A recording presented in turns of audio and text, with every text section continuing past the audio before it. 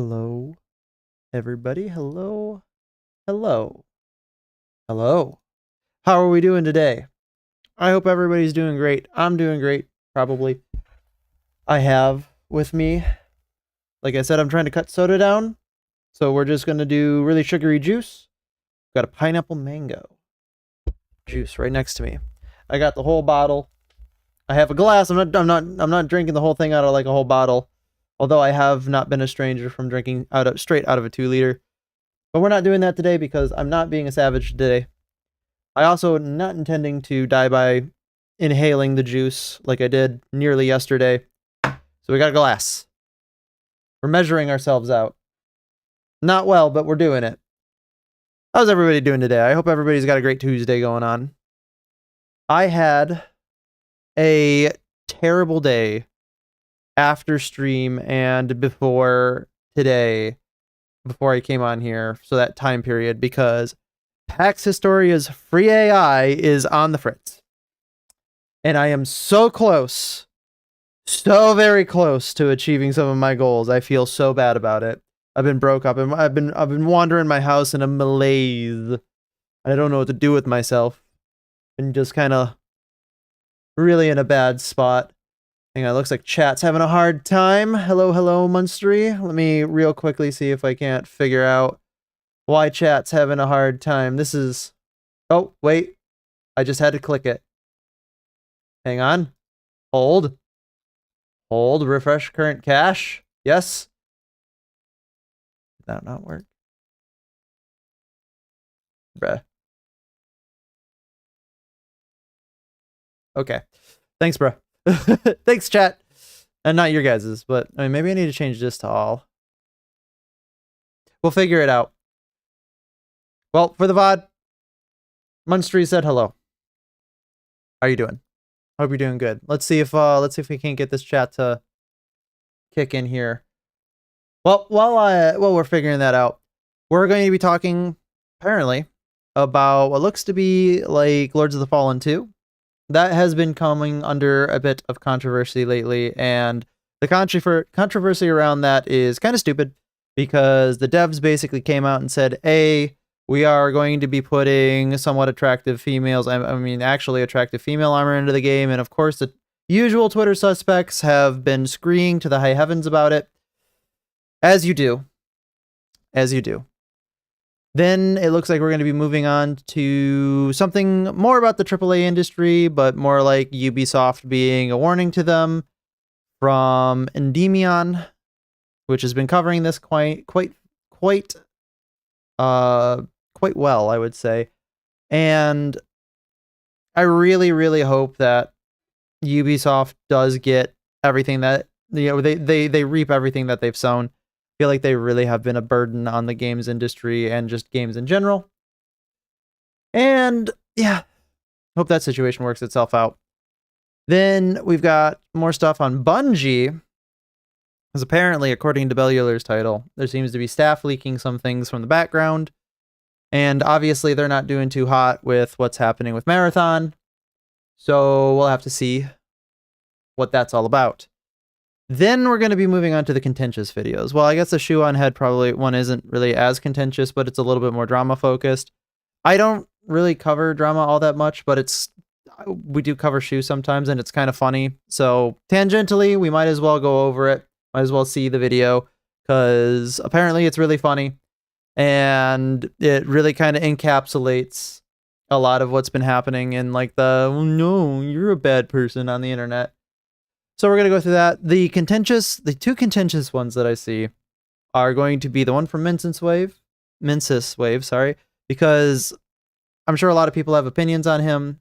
He's more than willing to admit that people have opinions on him. But I think that some of his takes are based in a lot of fact. So we'll see where that goes. It's going to be talking about a new Gamergate, possibly, and everybody collectively sighed and rolled their eyes and didn't want to have to deal with it. But it's important to talk about these things, because if there's another thing coming like that, I certainly intend to win this side of the debate this time, instead of just kind of allow what's been happening to the games industry to continue. And then there's another video from Izzy's, which, like I said, I've been watching them for a long time. I really like their content. And it's about cozy games and misogyny. Still, don't know what any of those have to do with each other. Definitely have my opinions, and if we make it to it today, we make it to it today. But for now, we will start with the stuff that's basically just plain game news. Oh, chat is working. It is I who have returned. Welcome, Nova. Welcome. We missed our mod. I hope you had a great family vacation yesterday. All right, guys. Hang on there, Mr. Legendary Drops. Give me just a sec. All right. Like I said, we're getting into probably something to do with Lords of the Fallen 2. So without further ado, let's get going. You guys aren't going to believe this. Hell, yes. Even I barely believe this. We have a studio that, nearing the release of their next game, likely to make an announcement on that pretty soon, went out of their way to raise money and dissolve their publishing partnership so that they could release their game anywhere they wanted to without any exclusivity. Why? So they went out of their way and they basically dissolved their publishing contract. That's interesting. Because, like, that is actually really kind of, I hope that maybe sets a precedent, maybe. I don't know. It's really hard to publish nowadays. Like, in the sense that they want to self-publish. Because they can get away with a lot more if they're self-publishing because they don't have to adhere to, like, the regulations of a publisher. That'd be interesting. That's a good move. I had steak and now I missed the steak. You know, I feel that, Nova. I feel that. Because the players asked for it.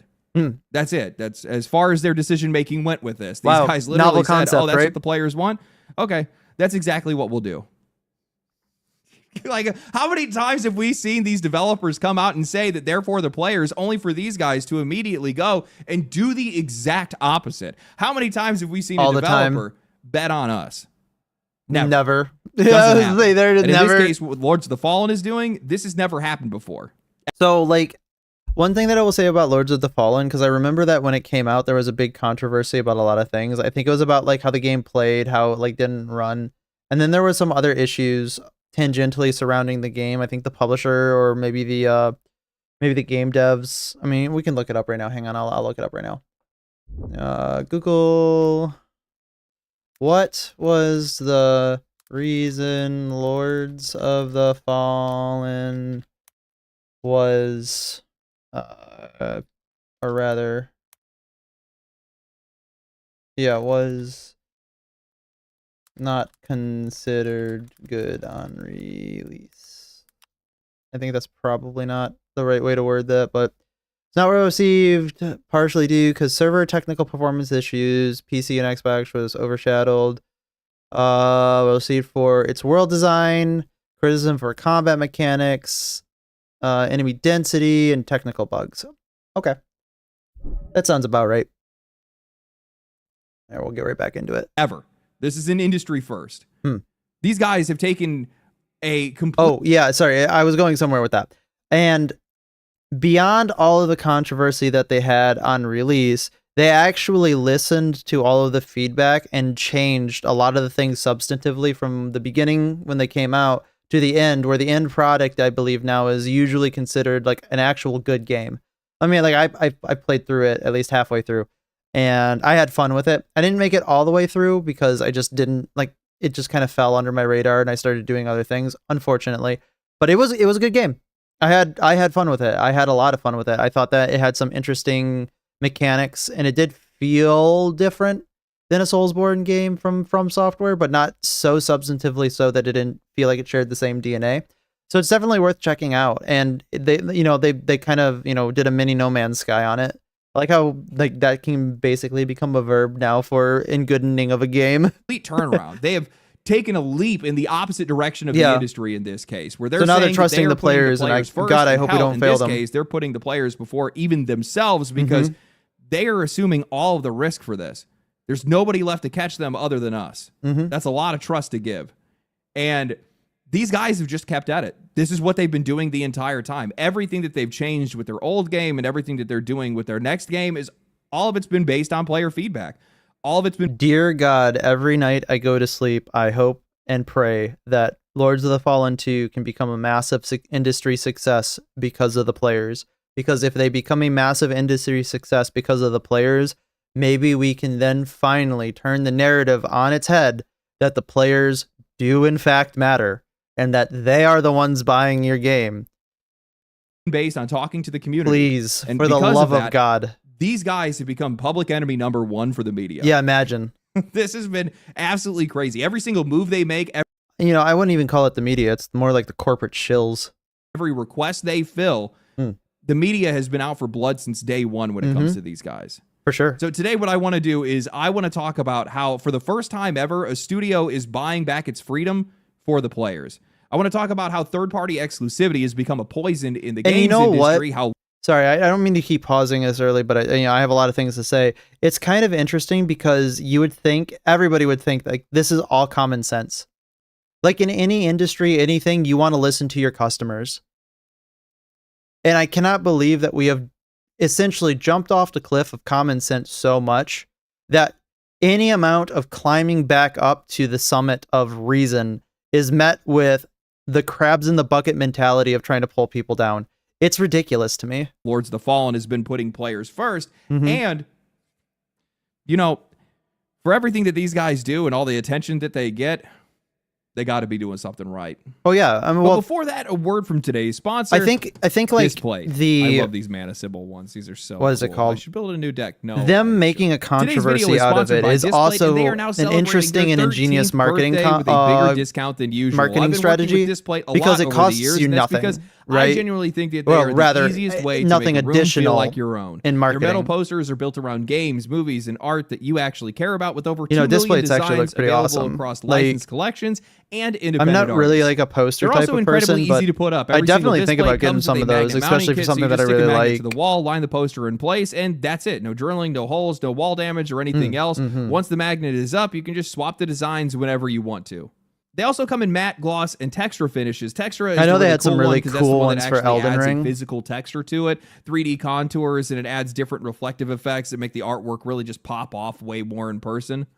So if you've been meaning to add something else to your setup, use my link in the description. Use code Legendary at checkout, and from May 18th if I ever get like a dedicated office, I'll to definitely have a bunch of crap like this in my office. Off for 3 and 41% off for 4 or more. So go to Displate.com and use my code Legendary at checkout, or check the link in the description. Thank you to Displate for sponsoring today's video. Thank you, Displate. If you guys have watched me for any length of time, then you guys probably already know exactly where I stand when it comes to exclusivity. I hate it. I think it's one of the weakest forms of competition possible. I think that it is absolutely spineless. It is just allowing these platforms to avoid competing on the quality of their services, of their hardware, of their storefronts, and instead, it's opting to gatekeep the audience by holding a bunch of games hostage that they... I think also like with exclusivity, like another problem that I have with it is it almost seems like it kind of it stops artistic creativity in a weird roundabout way, because when you're making a game for a specific audience, or at least it's going to be for a specific audience, you kind of like make it a little bit more in that direction too, instead of trying to make it for because I'm not trying to make an argument for like more broad focus. I'm trying to make an audience for more narrow focus for a larger audience of some people that more or less, enjoy cross-platform a certain thing. So it's kind of interesting how the interplay of that works. I don't know if I can articulate that really well, but when you're making something for, like, say, the first-person shooter audience on PlayStation, it's different than making something for the first-person shooter audience generally on all consoles. Just because of the way that they input different changes, maybe like the general culture of like the console itself, the direct input from the higher ups of the people who own the console because they have some say in it. So I guess the publisher. It's interesting because like when you remove the exclusivity at the same time, you can get a broader but also more narrow focus. Otherwise might want to buy. It is wholly anti-consumer, and I think that it is absolutely toxic for the success of games themselves, as well as the future for the studios that make them. Now, I will submit that first-party exclusivity makes sense. Those are their games. They fund them. They make them. Sure. And it makes sense that they would use those games I don't to like support it, their but own sure. platforms. Fine. But with third-party studios, them making a game exclusive, it's just not good. It doesn't make any sense. I understand why these guys do it. They need funding. They want visibility. Sometimes it's the only way. In office, such metal paintings serve as icons, attracting those who know and scaring away those with whom they're paths will not cross. So what you're saying is it's a strategy to avoid contact with people you don't want to avoid contact with. I like your thinking. Way that these guys are able to exist in That's the first awesome. place. But you are still adding another layer of oversight, and you're also limiting your It's a litmus test to make sure that I can talk to you before you come up and approach me to talk to me. own potential success. And we have seen just how badly that can backfire. PlayStation kneecapped the shit out of Helldivers 2. Oh and that my game God. was setting the world PlayStation on nearly fire because killed of that game. PlayStation logins and regional restrictions. Arrowhead made a game that everybody was in love with, and then Sony created a disaster around it. And that's kind of the problem here. We're also going to be fair. Helldivers has been going through the cycle, the roller coaster, if you will, of we're so back, we're so over, we're so back, we're so over. And right now it looks like we're kind of reaching the pit of we're so over. We're starting to head to the we're so back, but we'll see. Arrowhead has themselves also pulled multiple problems with this game, so when you're tied to a platform like Jesus. that, their decisions become your reputation, even if you're not the one that's actually making them. But even when things aren't as dramatic as that, exclusivity is still putting a ceiling over your game. Only so many people are going to be able to access it, and only so many people are going to be willing to go the extra mile that you are now forcing upon them, whether that means buying a new piece of hardware or using a storefront that they don't want to use. And I think that has helped to create the only game that I ever went out and bought a new system for was Bloodborne. That was it.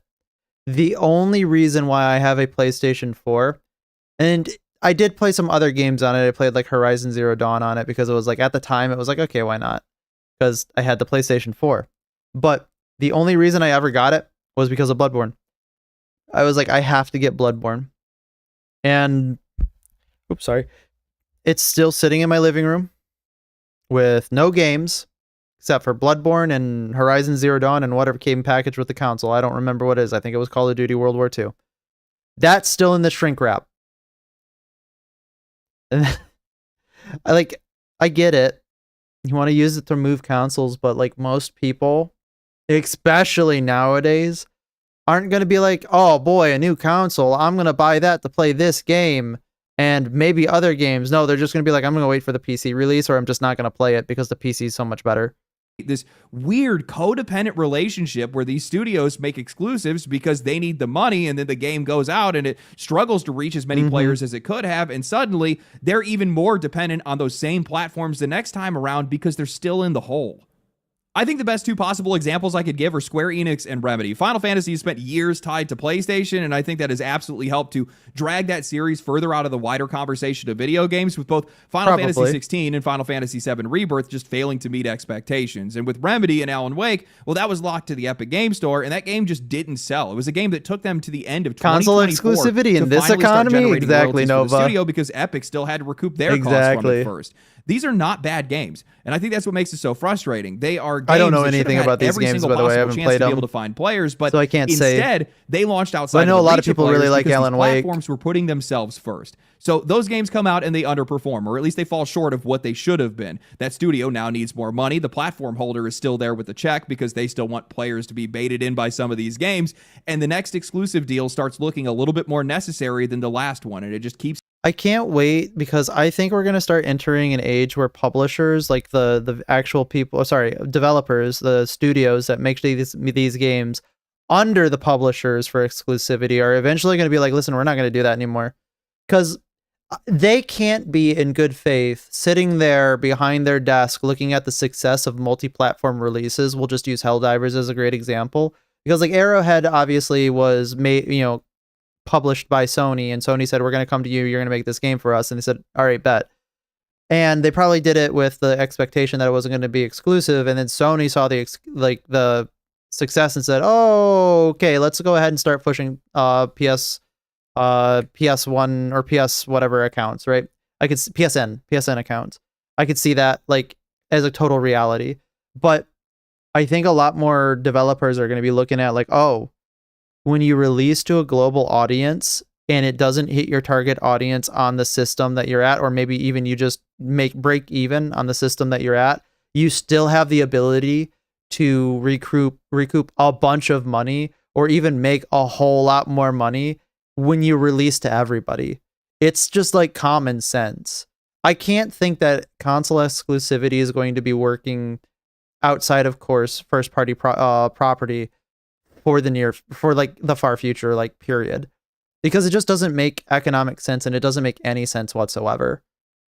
Now, I think that if we're really being realistic about it, the internal studios from these places like Sony or Xbox or I guess Nintendo, even to a degree, even though Nintendo kind of has like its own ecosystem, probably are looking at this going, oh, yeah, we could release it exclusively and we can use it to like drive hardware, but is it even necessary anymore?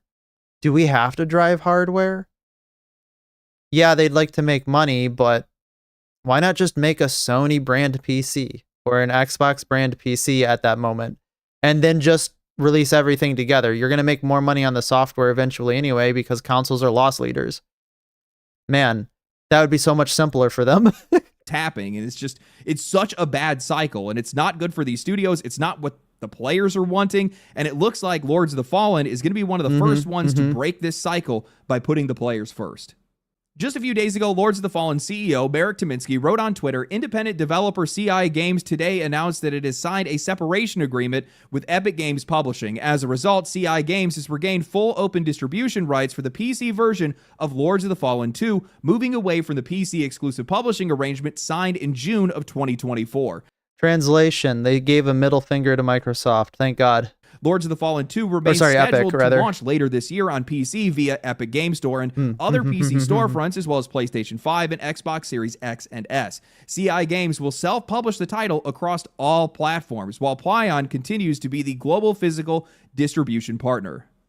This has never happened before, at least not like this. An independent studio raising money, turning around and dissolving their publishing agreement. So, like, the reason why that's kind of interesting is because they basically said, we're not going to have Epic Games, of course, we all know who Epic Games is, publish for them.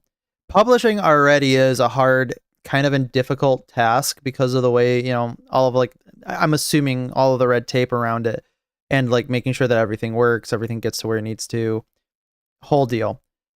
But now that they've wrested control away from that, then they're willing to spend the money and willing to spend like the resources on making sure that everything like that works. I am incredibly interested to see, because now they're coming to console, I'm interested to see how much better they do in the wake of essentially telling Epic Games to go fuck themselves. So they can get out of what would have been permanent exclusivity. Honestly, man, this is just crazy, especially for how much money was likely invested into these guys. And all of this was done based on player feedback. It's what their players wanted. And I mean this with sincerity. This game actually doesn't look bad at all. Lords of the Fallen 2 ends up, if this game had stayed locked to Epic, it was going to fail. PC players have chosen Steam. That fight is over. Epic cannot pull them away. Even though they're giving away free games. I mean, look at their numbers. Over the past 5 years, they've more than doubled their user count. But that's not a good graph. This is not a good graph, guys. The money keeps going down. You don't want it to go down. You want it to go up. And that's bad graph. Don't look. Oof. Put cardboard over the screen. That's actually really interesting too. Because what this graph is saying is like all the Epic Games users. So these are all the users, like he's about to explain, are going up. But I would make the argument that this number is only this far up because of the amount of people who have to engage with the Epic Games Store from Steam. Man. They've only increased third-party revenue by 1.6%. People log in, they take a free game, and then they leave. Hell, in most cases, they go buy that exact same game on Steam later because that's where they actually want to play it. Yup. If we then add to this Newzoo finding out that PC is set to outgrow all revenue of all consoles by 2028, Capcom saying that 55% of their players are on PC, and many major platform releases finding most of their success on PC. Be wary, friends, not to submit to the siren song of free games from Epic Games. Exactly. I think they're going to make their own PC builds. They will treat them as consoles. So will they flop like Steam competitors? Did I just get a bunch of messages at once, or did like all of these like come in at the same time? That's hilarious. So for the PC builds, they will treat them as consoles, so they will flop like Steam competitors. I mean, I'm not entirely sure if that's the case. I think if they're just going to make brand PC, they might as well just make a brand PC, and I think it'll just function like a PC. It'll just be like how if you buy a store-bought from like Best Buy or like Cyberware, or I was iBuyPower, or even Starforged or something like that. I don't think it'll flop nearly as bad. I think they'll probably be able to make money off of it because I don't think PCs are loss leaders. I'm not sure. They could be. I don't think they are, but who knows? The real issue with consoles is price for power. They're good if you just want to play some games and want something that does that, but people who also want to use search engines and communication at the same time or want higher power need a PC, since consoles just can't deliver that in the end game. Gamers will always choose a PC if they have the money. You are not wrong about that. But the era, in my opinion, like the era of the stay at home, sit on your couch gamer is kind of over. Yeah, that there's still a place for that. And I'm not saying there's not a place for that. There's still a place for that. But I don't think people are buying a console anymore to sit in their living room to play with their friends, because all of their friends also have PCs at this point. I like the concept of couching game together. I think every game should have that, just like a multiplayer game should have that if it's like a local multiplayer, because I think there's value in that, because there's ways to simulate that couch experience just in general by the tools that we have, and the tools will only get better. And I think that if you have your PC and you're able to stream it to your television and you want to do that whole couch thing, there's multiple ways to do that too, because that's a good way to make friends and engage with the game together. Hell, some of my best memories are sitting on the couch playing Black Ops Zombies with four person. It might have been split screen with two different consoles linked together, but it was couch gaming. Order like 6 pizzas. You go through all 6 pizzas and like 6 2-liters, and it's a good time. I would hate to see that. I would hate to see that go away, because I think there's an important place for that. But, like I said, I think consoles definitely are going to be going away in the future. Also, 90% of these people are on Epic who definitely are just there for the free games. Yeah, I could see that. I still think, because technically I'm an Epic Game Store user, and they count that, I would assume, in their metrics continuing forward as a consistent, persistent user, even though I haven't logged into my Epic Games account in, well, we'd be measuring that in years at this point. You see, this is not some niche side of the market anymore. This is where the players are. This is where the money's at. And the overwhelming majority of these players are on Steam. If you're not putting that game in front of those players, you are choosing to fail. CI Games knew that. They could see that. It's so impossible not to see it at this point. But they also saw the players telling them, and the developers listened to it. And they've seen that stuff ever since this game was revealed. And these guys actually went out and they acted on it. All I have to say is that these guys aren't bullshitting. They are player first, even when that means taking the risk onto themselves. And don't get it twisted. Lords of the Fallen 2 is absolutely going to find more players because of this. But CI Games has basically handed back the safety net that exclusivity deal gave them. They chose to self-publish this game, and now the only thing that's left to catch these guys is the players. This is a wild leap of faith. It is something that very... Like I said, it really... I'm sitting here thinking in the back of my mind, I'm strategically, I'm wondering if this was a move they made based on the metrics that they've had, because obviously they take metrics of who plays where, how long, who purchases more, DLC purchases, and everything like that. And I wonder if they're making this based on hard data, or if they're making this based on vibes, because either argument that you make, you can make a strong case for it. It's probably a little bit of both, now that I'm thinking about it. So I'm hoping that they're betting on this with a good basis for it, and I hope this bet succeeds. I'm going to buy probably Lords of the Fallen 2. I might not even play it. I'm going to buy Lords of the Fallen 2 just because I appreciate what they're doing.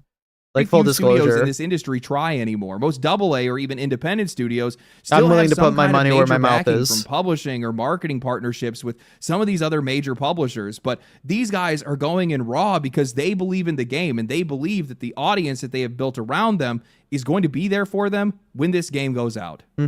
It's really easy to call yourself player first when you don't have anything on the line. It's a completely different story when you're willing to risk it all, when you're willing to give up your own security because your players are telling you that they're putting their money where their mouth is, somewhere else. And I was one of them. I've had many conversations with their CEO, and while they were fully aware hell of what yeah. the players were asking for, what the players wanted, and what's been going on in the games My industry, man, I legendary did everything I drops. possibly could to try to push things in this direction.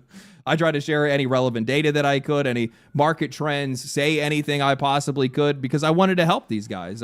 Hero. This is what heroes do. They actually make positive changes, or at least try to encourage positive changes. Really did. Now there's a fire truck coming by right now. But I really felt like these guys are genuine. I think that they want to put the players first. I think a lot of people get that sense too. That's why I wanted to help them, and they were appreciative in me doing so. And while I can talk their ear off, these are the guys that took action. They're the ones that did this. They're the ones that actually put players first. And that matters a hell of a lot more than anything that I can say. Had to have been an incredibly hard decision too, because like, to be a fly on the wall in the office when they're having these decisions, no capes, just good actions. That's very true. Very true, very true, very true. Let's see. What was I saying? Yeah, no, I would love to be a fly on the wall, trying to figure out, like, listening in and seeing what these people say, like, in their internal meetings. Because I'm going to bet you that those would probably be some of the most heated discussions that you've ever heard. I don't think it was just everybody woke up one day and said, be our own publisher? Yeah, let's be our own publisher. I bet you it was a long, arduous process and deliberative process that they really sat down and had to take a long talk for, because this is a big step, a bold step. You know, I'd seen a viewer of mine in a comment section that was talking about how this is not a player-first move. They're just doing this for money, but it's just for profit. Buddy, okay. Brother, have you been watching the videos? I try to approach all of this from both the perspective of not only a businessman, but also a customer, and try to make these developers or some of these studios realize that those two things are not mutually exclusive. Making the players happy, doing things for the players, and making more money is supposed to happen at the exact same time. If you make the thing that people are asking for and you deliver it where they want it, they're going to show up for it. Like, it seems like the person was thinking, like, in terms of a reciprocal machine, right? It's like, you put X in, you get Y. That's not exactly what happens, like, ever, honestly, in real life. What they're doing is they're going, like, when you think about it, you have to think about, why do people want to give you money? People want to give you money if you make a product that they like in conditions and contexts that they like as well. That's how you're going to gain money. So yes, this was a move, I guess, if you're really squinting, to say that they did this for more money. But the reason why they're gaining more money isn't because that they're just expecting it to come in. The reason that they're getting more money is because they're doing what people, the majority of people who are willing to spend the money on them, are asking of them, which isn't one of those things where you're saying they're doing it because they want money. No, they're doing it because they want to make their fans happy, which in turn, as an externality effect, will give them more money. But it firstly centered and put forward the fans, the people who wanted to play the game, the people who wanted to do whatever it is. I sent one message. Is that bug in chat viewer? Yeah, it's a bug in chat viewer. Bug in chat viewer, 100%. Now, what I'm going to do is not even delete it, because I have to, like, refresh everything. And honestly, I think it's funny that you said it twice. No capes, just good actions. Reiterative. Yes, you're not wrong. 100% right. Say it 3 more times, honestly, because it's true. It's just a good action, and it's a hero action. I agree with it. That's the whole point. These guys are taking a massive risk. I'm not going to deny that. But if this game delivers, it's going to be a massive success for them. And it doesn't have to blow the doors off. It just has to be more successful than the last game they made. And I don't really think that's going to be that hard for these guys, especially with it being on multiple platforms and also with the reputation that they've given themselves. But that reputation has come with a cost, because if this game succeeds, it's going to piss off a lot of journalists. It's already pissed off a lot of journalists. I don't know what you say. No cape, just good actions. Hell yeah. We need like a Helldiver salute there too. I feel like that's warranted as well. These guys are going to be so mad, because they've had it out for these guys since the very beginning. While Lords of the Fallen has definitely been celebrated by its players for everything that they've done, for everything they did with their old game and now what they're doing with their new game, every step of the way, the media has been hounding these guys. The media do not like Lords of the Fallen because it goes directly against the control apparatus that they so desperately need in order to survive. The control apparatus that they prop up because they can't survive in an open market. No capes, just good actions. No capes, just good actions. 07. And if this game finds success, the media is not going to be happy. Thank you, Nova.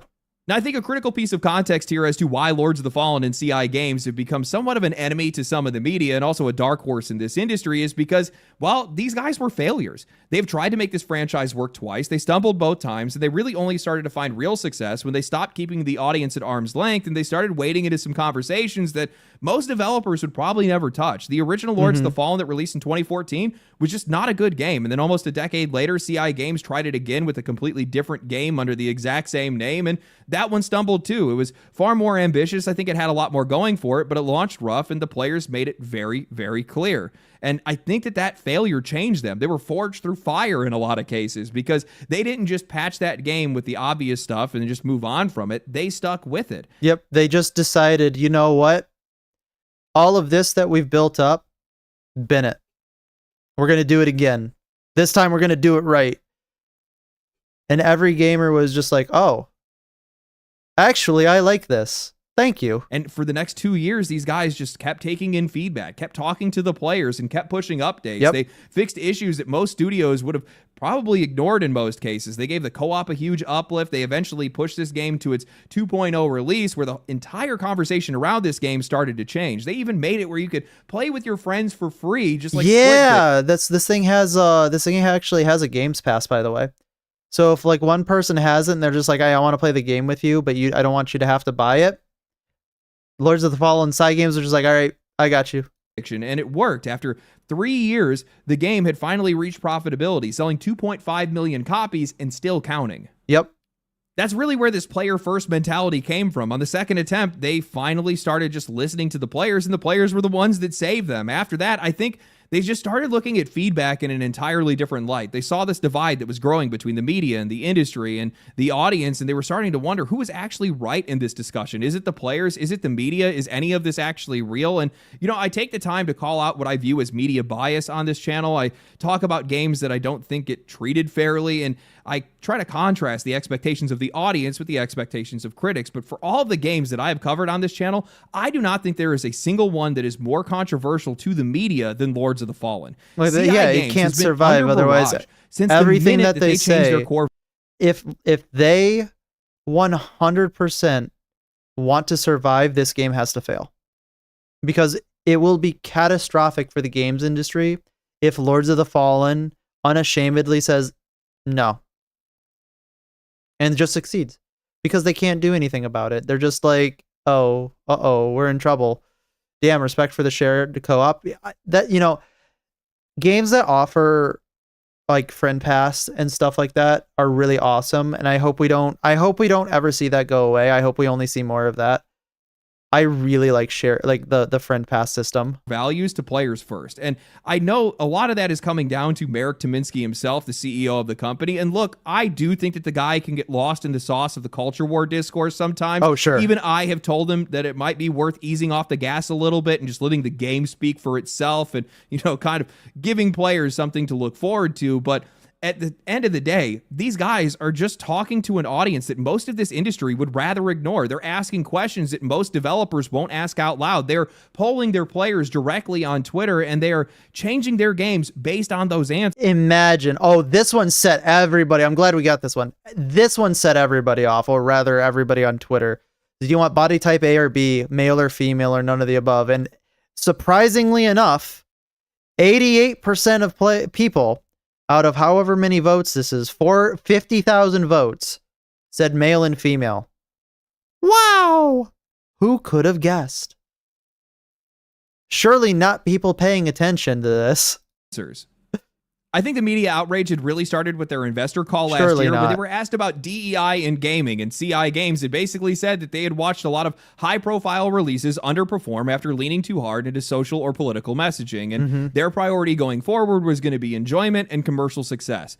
Something that Wow. is not all that controversial, at least in my eyes, but apparently it was to the media because these guys descended upon these dudes immediately with headlines like DEI boogeyman and anti-DEI marketing. But I think PC Gamer's response kind of gave the game away here because these guys are pointing out how thousands of games fail every single year, and that's totally not the reason that a game like Concord failed, as if everybody is claiming. I like customization sliders, so I'm none of the above, I guess. It's fair.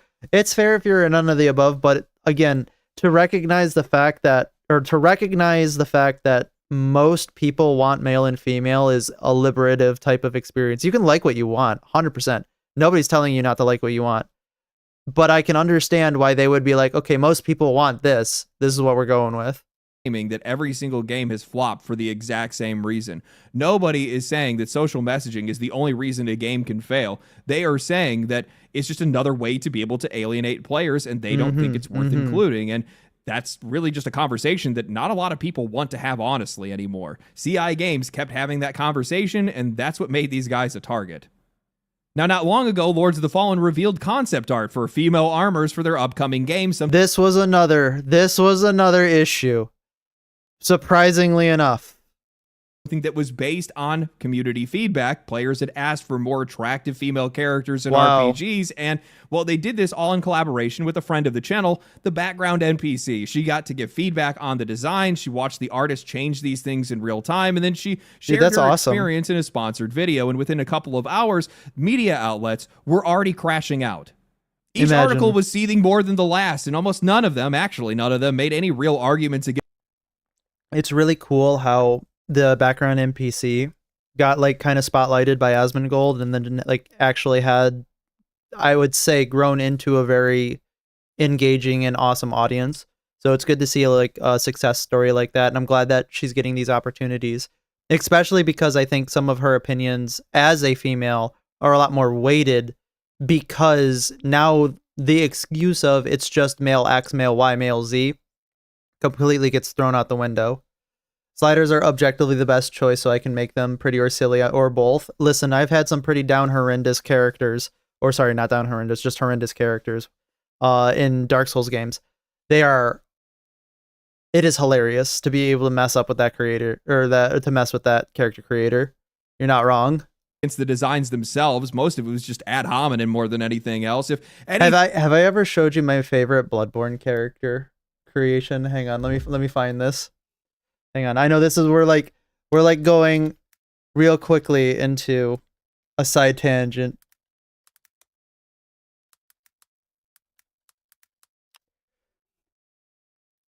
Let's see if I can find it. That's not the word.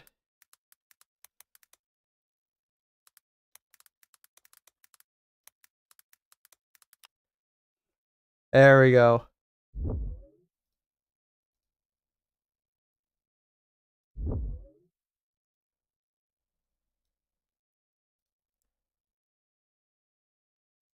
Can I open this in just a new tab? No. It has to be. Sorry, I have to show a Reddit link. This is my favorite character. Whoever made this is a fucking genius. He'll never ever be able to convince me otherwise. And for those of you who don't get it, this is Eustace from Courage the Cowardly Dog. Oh, is it not showing? Oh, it is showing. Okay, good. Alright, we're back to the video.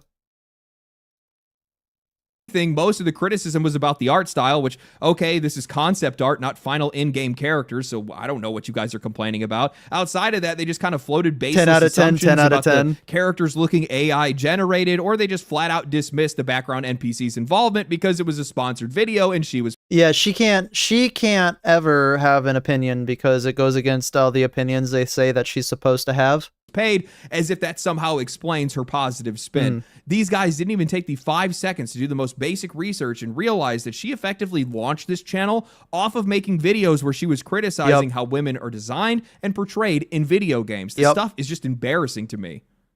Then you had Jade King of The Gamer, who argued that hot characters in games don't actually matter, that scantily clad. I also like the character creator in Asian games where you can use pictures for faces. That is actually pretty awesome that you can do that, because then you can start modulating from there. Like I can also see, like, I'm going to go ahead and take a step back and see the opposite side of that, where that could be kind of a little like, because I can see like maybe people getting weird about it, but you can't make something for like or you can't change something for the minority of weird people. So I'm going to say that it's pretty awesome that you can do that. Women don't actually help to sell games, and that's totally wrong. And these are just complaints that are coming from a very small but loud corner of the internet, while also using Baldur's Gate 3 as proof of diverse and inclusive success. Yeah, I'm sure that's Baldur's Gate 3, famously known for its complete lack of conventionally attractive characters. Yeah. What are we talking about? Actually, after looking at the armor sets, I just don't see the moral panic here. Most of these designs are tamer than what you would see in Marvel Rivals, and that game's rated T for teen. None of this outrage made any sense, which is why I think that this outrage was never... Holy God. Yeah, no, like, I can't believe they got away with that in Marvel Rivals. Even about the designs. I mean, I can if I'm looking back at like 20 years ago. They don't but like the audience that CI Games is willing to engage with, and they saw no the wonder they don't background like NPC Marvel as Rivals. a woman, as a small creator, and someone that they could probably put some pressure on without getting much pushback. More than anything, I think that they think that Lords of the Fallen 2 is an easy I told you so. No, okay, so I don't think that the background NPC is the easy target that you think it is. My reason for saying that I don't think that she is the easy target that you think it is because there are a lot of people who very much agree with some of the things or a lot of the things that she says. You are not rubbing up against just her. You are now attacking the people you need to be having read your article and agree with you. Smaller franchise with a messy history and a sequel that they likely thought was doomed because of Epic exclusivity, and a studio that was already saying things that they hated. So they took their shot early because they were trying to make an example out of them. Imagine. And I think that's what all of this comes down to. These outlets have no problem celebrating representation and inclusivity when it comes to audiences that they approve of. When they have games that are reflecting certain values or identities or politics, and nobody is questioning whether or not any of that is sincere or it's pandering or it's just another way to sell a product or whether or not people even want that or it even serves the games to begin with. But when a studio openly serves a different audience, that tone changes immediately. Got tricked. Oof. Now it's desperation. Now it's embarrassing. Now everybody is acting like fantasy armor for women in a video game is some moral emergency that they all need to panic over. This is why CI Games has made themselves a target. They have been pretty blunt about what kind of game they are making and what kind of audience they want to serve. Players who want fantasy to look like fantasy, players that don't want a character to look like it was designed and filtered through HR, players that don't want to feel like they're being lectured when they sit down to play a game. And whether or not you like those people, whether or not you like that audience or these developers, they exist. These guys are buying games. These guys have their own like, again, I think people have been saying it to death, and I hate to continue to say it to death. That's a lie. I love to say it to death because I love beleaguering points. It's a personality flaw that I'm not looking to change anytime soon. But these people really just want to use video gaming and any media for that matter as a cudgel to beat you into submission in the ways that they want you to think. They don't view these things as legitimate creative artistic expression unless it goes in the direction that they want it to go in.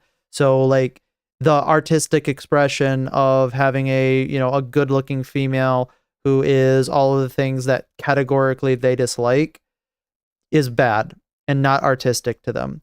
But having something that is like, we'll just say a fugly character, or maybe even a moderately attractive character that is, quote, realistic and is not something that they can find fault with, they're going to continue to prop that up because they want to present to you the message that they are trying to present and prop that up.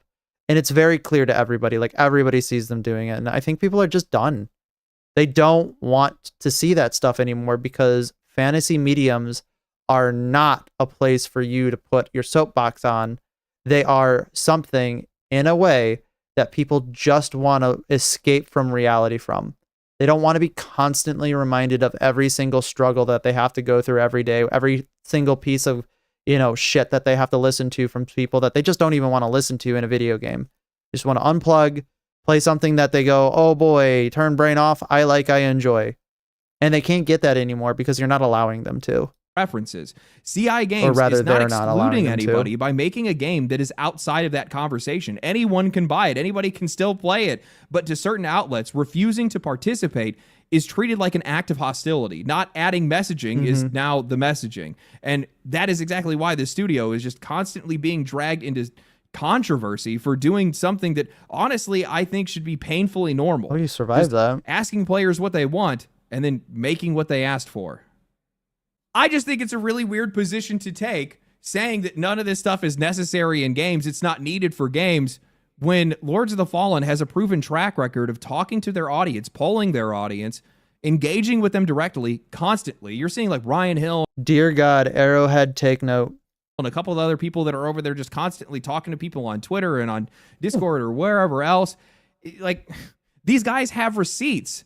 They have paper showing you they're talking to their audience. That's where this is coming from. Yeah, they have about 2.5 million as serving. of the last time we checked in on how many things they've sold. That's a pretty good receipt right there. Not that much more complicated. Strange how that works. What is with this constant need to deny reality? That's the part that bothers me the most. You can tell people that you can't tell people that there's no elephant in the room when they can see it. Come on, man. Like, you can't be mad at Lords of the Fallen for calling some of this stuff out and saying that they're going in the opposite direction when it is a very observable. I mean, you can if you just people have seen are in a lot of afraid games, that your ideology is being games, absolutely refuted by one point. Instead, what you should do is just own it. Say, I want every female character or every character in games to look like Gumby because that makes the space feel safer. That's what I'm more comfortable with. And Gumby it pushes mentioned. whatever my worldview is. Cool. Good for you. That doesn't necessarily mean that I have to support it. That doesn't necessarily mean that I have to buy it. And that it also doesn't mean that I'm not going to criticize it because it's not something that I want. So I'm still going to try to push that conversation because there are things that I want. You're making good selling games. They're not approving. Get them video games. In what a horrible crab bucket they're living in. Exactly. So stupid. You know, I've largely fallen off the train of Again, the crab bucket mentality it's so pervasive nowadays that if we could all take like 5 steps back and look at just the fact that people are just crab bucketing, I think everybody at this point would be like, oh yeah, no, I'm not going to do that anymore. That seems awful. Let people have their successes. Social messaging and video games. Let people do what they want. And it's mostly just because like people are allowed to do whatever they want. Make whatever game that you want. You can't tell me what to think. Used to be the kind of message that we had in the games I'm industry. I'm going to think what I'm going to think regardless of what you tell me. Divisive things have become. But it's like, do whatever you want. Make whatever you want. It just doesn't necessarily mean that it's not going to be criticized. And it also doesn't mean that it's going to be commercially viable. That's a choice that you have to make. And I think that choice kind of goes in either direction. Why won't people buy the games that we are making fun of them with or telling them that they're awful when in the game that we make? Fallen is chasing right now. Man, that's such a strange calculus, isn't it? All I can say is that, you know, given all of this, just given everything that these guys have done, they really are putting the players first. They're genuinely listening to people in a way that I think we rarely see in the games industry anymore. I think that there's different kinds of talent in the games industry. You have some people that are just naturally gifted and they just know what players want. They probably because they want it themselves in some cases. And it just so happens that perfectly lines up with exactly what people are looking for in a moment. And then you have people that just don't necessarily have that talent. And there's nothing wrong with that. It doesn't mean you're not talented. It just means that you have to go out there and find out what people want. And that's what these guys have been doing. They don't want to. They don't want to. The people who can't do that are, in my opinion, actively choosing not to. It's not about whether or not they do or do not have the talent. It's whether or not they do or do not have the desire to. I think that's like where it really boils down to. Whether that's fixing their last game, whether that's the changes that they're making with this game, whether that's them getting rid of exclusivity, these guys are actively listening and they are taking some really big swings, because they care. Really big risks in trying to connect with the audience the best that they can. And I think it's one of the coolest things that I've seen. Same. More of it. That's all I got. Anyway, hope you guys enjoyed the video. If you guys did enjoy the video, like the video, subscribe to the channel, share the video, comment down below. Follow me on Twitch, follow me on Twitter, and I'll catch you guys in the next one. I'm going on a trip. I'm going ready for the families. This, so oh, well, stay cool, stay righteous, stay safe. We're both going to get the families, and I hope you have a great time with your family, my guy. Peace. Family. Perfect. Oh, we get the error.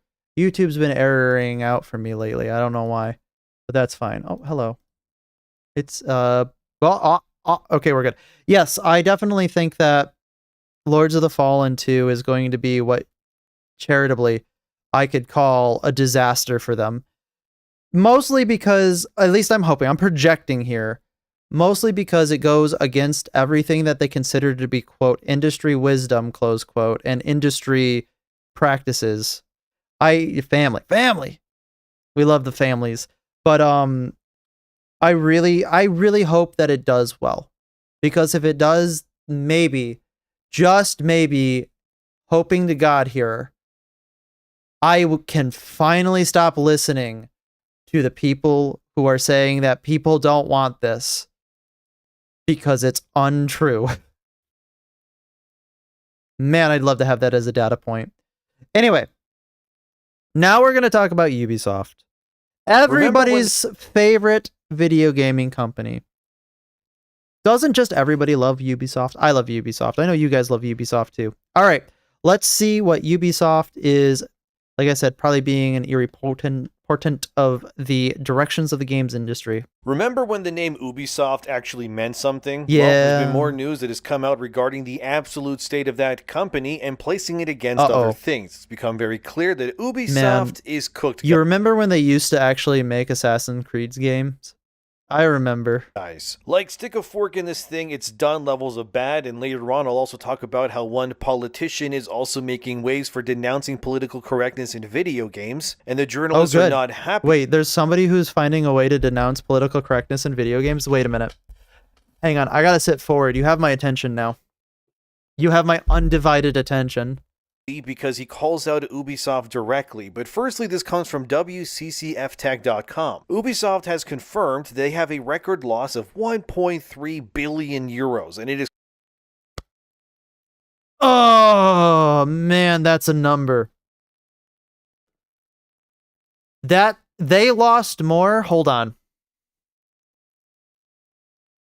Hang on. We got to figure this out.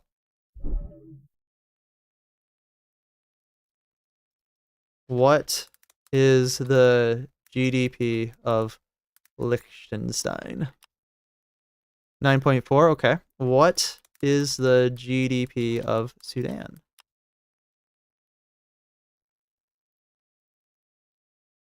Okay, that's actually pretty good. I got a better idea. What is a country with a GDP of $1.3 billion?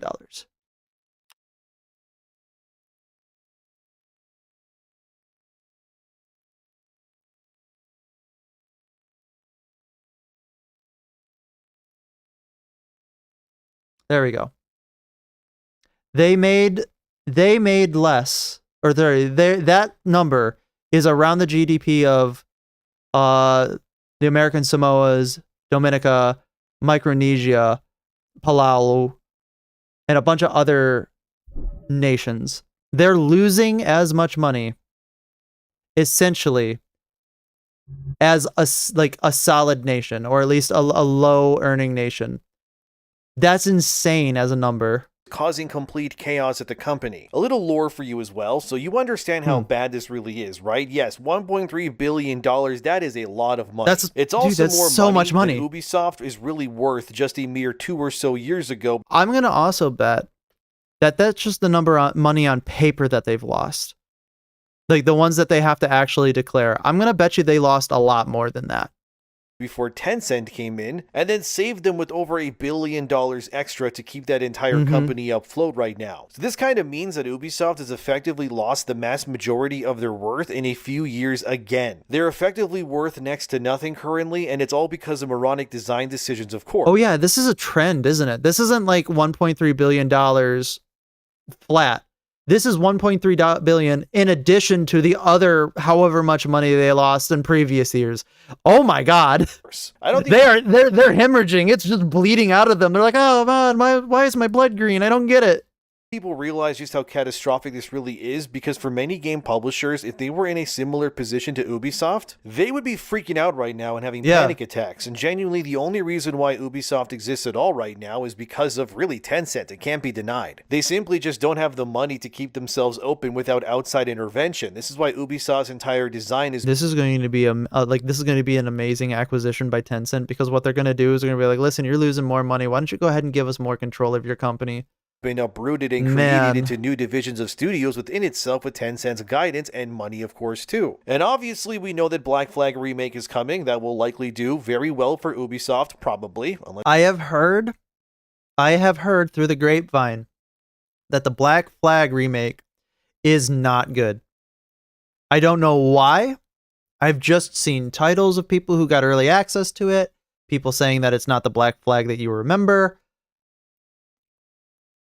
I'm kind of hoping that it's good for the people who like Black Flag, but I'm also kind of hoping against Ubisoft. They somehow messed it up with some stupid design changes instead. But largely speaking, Black Flag Remake is probably the first time in years where I'm actually looking forward to a game from Ubisoft again. Assassin's Creed Shadows, that was not it. That was a massive blunder, and despite what websites do try to say about it, Shadows did not in fact save Ubisoft whatsoever. When this first got announced, Ubisoft's stock price dropped and has since been recovering slightly, somewhat, maybe. Here's where it was at a few days ago, as you can see, somewhere around €4.50 per share. If you really want some good investment advice, buy Ubisoft now when it's low, and then on the eve of Black Flag's release, when it's going to most likely be at its highest, sell. That's just my opinion. I'm not a financial analyst. I know nothing about the stocks. That's what I would think would probably be the case, though. And here it is currently as I'm writing this video, where they have gone up slightly, but notice where I put my cursor on this all-time graph here too. You see, Ubisoft had a peak in July 2018 where every share of their company was worth a staggering 102, almost 103 euros per share. In 8 years, they've effectively... STG, if they messed with my boy Edward Kenway, listen...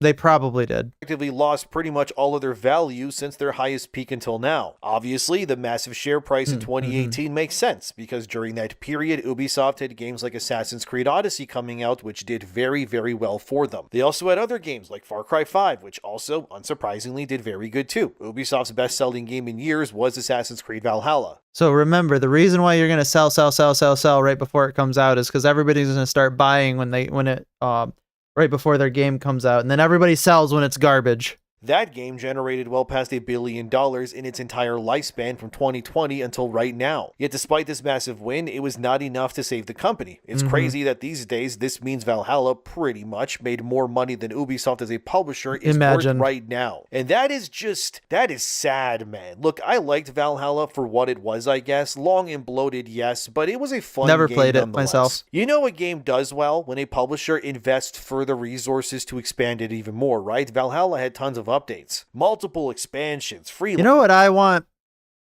I want a remake of the Prince of Persia game for the GameCube. I think that would be fun. They did put a port, but it's like unplayable. Like quite literally, I actually got it not too long ago, about a year ago. And in order to play it, you needed to have an emulator of Windows for a down-tiered version of Windows. And it's still on Steam to buy. It doesn't work. I'm just like, okay, sure. Live updates, it even had seasonal events. It was by and large a massive success for Ubisoft. The problem was that Ubisoft needed more Valhallas to really save them. Instead, they made a lot of bad games or canceled sequels to games made a bunch of stinkers wanted, like say Immortals Phoenix Rising, which I thought was actually a very fun game for what it was, but no, they canceled the sequel when it was in mid-development instead. And that Splinter Cell remake, that is still in development hell. Who knows what's going on with that right now too. Shadow Tom Clancy is weeping. However, was the blow that really changed everything, and that just can't really be denied, as UK Finance reported here. Ubisoft confirmed the losses are not over for them, and they are still going to bleed money for the foreseeable future, as UK Finance said here further. That's not a good announcement. A company coming out and saying, hey guys, we know we lost money, and the money's going to continue being lost until morale improves. Oh, okay. Well, Ubisoft is down about 17.4% year over year, meaning that despite what websites do try to say and push Shadows as this success story, it's not really true. Because if it were, we wouldn't have these articles. If you think Assassin's Creed Shadows was a success, you need to go to a mental asylum. I'm sorry, you are detached from reality. They probably would tie the Ubisoft CEO to a load of bricks and throw him in a lake if they could do that. Overall, Ubisoft plans to lose another $500 million, as they say there. And they also hope to then recover, which is just, oh man, that is yikes, dude. As some analysts said, as seen here. What do you hope to recover from, though? Do you actually have a good game in the pipelines? Like, are you trying to tell us something that, like, hey guys, be ready for the hopefully Hail Mary shot that we're making from down court, like, in a year? What are you talking about? Ubisoft appears to be responding to the difficult market environment, but with significant uncertainties around delivery as well as effectiveness of the new operational structure. We expect the risk reward to remain wide. Not exactly encouraging, but at least they're finally being honest, I guess. This all comes in line with Ubisoft also cutting about 1,200 jobs already, which will apparently save Ubisoft about $118 million. But they can, fire as many people as they... Wait, hang on. You're firing that many people, and you're going to be saving in the billions for firing these people. Why did you hire them in the first place, then? Like, why are they even there? Want to. The devs aren't really What's that all about? So much as the leadership is. Because you don't fall into a mess of this magnitude unless the people steering the ship have no idea where they're going in the first place. It's embarrassing, honestly. We should be multiple new Assassin's Creed games deep, and we should have had at least one new Far Cry game already since Far Cry 6. But Ubisoft's entire portfolio and content pipeline is so cooked right now that they've been trying to put out fires instead of, making games. I do feel bad for the developers, though, because you can't really blame a level designer or some gameplay dev for really any of these problems, because this all falls squarely on the shoulders of their leadership. Yet let's keep laying off the people not responsible, while the people who got us here in the first place are still in charge. I mean, there are probably some developers that are to blame that go along with the decisions of the leadership, like in lockstep, sure. But large in part, I do agree that the leadership are the ones that have fucked this company over. And quite honestly, I think that's probably a lot of the story in the games industry, because the people who are like directing the way and basically directing the ship in which way it goes are the ones that are directly hampering the developers from creating a good product by telling them that they have to put these things in their game. They have to put whatever DEI elements that they want to, they have to put whatever live service things that they want to, they have to put whatever like predatory monetization in their game. And it's just like, dude, please. Just let the developers make the game that they want. Don't tell them that they have to have a model that makes X amount of money per year. Holy shit. COVID, quotas, and nepotism, I guess. I don't even think it was that. I think that it's mostly just the quotas. I think that's really just what it is. Especially because they're just like, listen, you got to make this much money. And it's like, you can't guarantee that. There's no way to guarantee that. I mean, you can try to put a system in there that monetizes something, but saying that you have to make this much money or we're not going to do X, Y, or Z creates like a negative incentive for good gameplay, and gameplay that only services the monetization. I mean, like, again, we're talking about the same company whose CEO said, I want to make them pay for every bullet in their magazine or something like that, which is just like, okay. Guys. Ubisoft still somehow employs a staggering 16,600 developers. If I were a developer and I heard that come down from the pipeline, I'd tell them to go fuck themselves.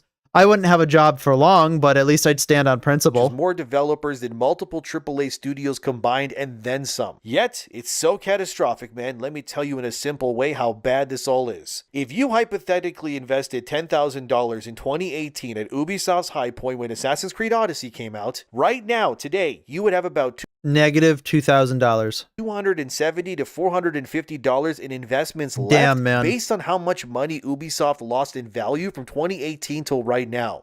Minus 10K, I guess. That okay? Your 10K would have turned into 450, and that's at best. I would become a super villain if that happened to me, dude. Yeah, man. I would straight up become the Joker. I would start terrorizing Gotham City and sending my Joker goons into Ubisoft if that ever happened to me, because that's actually criminal. Like, here's a handy dandy graph to show you the whole decline, okay? A handy dandy graph with a figure showing why the handy dandy graph happened. Yasuke included, because, well, him being there is also a contributing factor to the financial disaster too. That see Exhibit B. Denied. Regardless, Ubisoft has confirmed, as seen here from Eurogamer, they plan to have new games in all their key franchises come out by 2029, which that is a long time from now, man. That is an eternity in terms of content. 2029, dude. I'm gonna be like, what, 36, 37 years years old, then God, I gotta start a family. Look, the point is, Ubisoft has cooked themselves so unbelievably hard that you got Assassin's Creed 2 through Valhalla, like made and came out in the span of about a decade. In the same amount of time, all you're really gonna get now is Assassin's Creed Shadows, a Black Flag remake, and, well, that's about it pretty much. I mean, how does that even make you guys feel? Because it makes me feel sad, okay? Because look, where are all the games, Ubisoft? I love Assassin's Creed. Where are the games, Ubisoft? Shadows, but I do like this series a lot. It was my guilty pleasure. The idea of going to these different eras and jumping on guards with my hidden blade, absorbing the culture, sure, it wasn't perfect, I know that, but it was really fun. I would even take a PS5 next gen, whatever you want to call it, ports of, say, Origins, Odyssey, Syndicate, whatever, so I can replay them at this point. Just so that I can enjoy those games again. Those probably wouldn't sell that well. Far Cry 4 or even 5 getting I think people are burnt. Upscaled graphics and then some too. It's just we used to be eating so good, you know what I mean? Like, instead we don't really got much coming at us right now either. Like, give us another Assassin's Creed game set in the Viking era. Expand that even further because people obviously loved it. Give me Assassin's Creed during the Spanish Inquisition or World War 1 or 2. Remember those missions in those would be pretty cool, actually. Turned parts of London into World War 1? Like, that was so sick, dude. World War 1 industrial era, that would be an interesting Assassin's Creed. I could see that, or at least maybe like, obviously I'm a big fan of like diesel punk around that area, so I think I'd really like the aesthetic, but also for like an Assassin's Creed type of like directed experience, I could see that. I know some people would say, but guns in Assassin's Creed would ruin it. I mean, you can work around that. As long as you keep the game's world smaller and not big open battlefields 24/7, it should be totally fine. Either way, okay, we have gotten a lot less in the same time frame, and it's all Ubisoft's ineptitude to manage what people actually want these days. Besides Shadows not setting the world on fire, Hex or Hexy, however you want to say it, that witch-based Assassin's Creed game has already lost 2 game directors and is currently in development. What is this? What is this Hexy thing? I've never heard of it. Maybe won't save the company, I bet. The worst part about Shadows, I've been should have been a softball for them. Yeah, it should have. New Far Cry game since 2021 when 6 came out. Again, what are we doing? How can something with so much potential be fumbled so badly like this over and over again? And how can we forget the Sands of Time remake that also got canceled? It's a mess, man. Old school Ubisoft, like they were a trendsetter. Oh, that hurt. The Sands of Times remake got canceled. No. Oh, I'm in pain, guys. You had told someone at Ubisoft to heck off and quit. Expedition could have become 34. Okay. Now they can barely even release a full game in 3 times the time it used to take them on their worst days. I mean, this was the same company behind Assassin's Creed 1 and 2, Splinter Cell Chaos Theory, Far Cry 3, Rainbow Six Vegas, and those Prince of Persia games like Warrior Within and more. People love those games. They had real identity, gameplay first design. Now the company just kind of looks unrecognizable to me. The only thing massive about Ubisoft really these days is their budgets, but the excitement around their games has shrunk in comparison. Ubisoft just became obsessed with chasing trends over making unforgettable games. Sure, yeah, the collapse wasn't overnight, okay, but when they kept releasing one sterile designed by committee game after another, is it really no wonder how we got here in the first place? I think people forgot how powerful Ubisoft used to be. They used to represent creativity. I think everybody knows exactly how we got here. Like, that's the funny thing, is it's an open secret, by the way. Look, and the fucking drive shafts clipping through this guy's leg. And like actual experimentation. They used to have unique art styles, very memorable protagonists, and they did it all, man, like effortlessly. The worlds actually felt handcrafted. There was confidence in their design philosophy. Their identity was very clear, but then just something changed. They, like many, went from being studio driven to this like corporate machine that only really cared about broad audience appeal and the market trends. Their games used to feel like passionate projects. Now it's like they're just made in a factory or something. And they became the symbol of everything boring about modern game design. I think a lot of it, like modern games, feel like that too. That is one thing that, like, that's why I really super enjoy indie games, is because they definitely don't feel like they came out of the indie game factory. And some indie games definitely share a lot of same DNA with one another, but they're mostly unique enough to be their own experiences. Like, that's why I'm like also super hard on AAA, because it's just like every single AAA game just feels like the same fucking game. It's like, okay, I guess we're just playing this game again. Alrighty. Huge maps for no reason, endless icons, here we go, clear the same camp 15 times. It was like their games are being made by an algorithm before like AI even really existed at the scale that it does right now. Not to mention, they famously said they wanted every game to be a live service, even if it was single player. Valhalla, by the way, that has a cash store. Despite not being multiplayer focused or anything like that. I mean, even Mirage has a cash store. The game's like 30 hours long. None of it makes any sense. Like, why does your single player game have more armor sets at launch behind a paywall than in your game to unlock by playing it? But no matter, because it makes people money.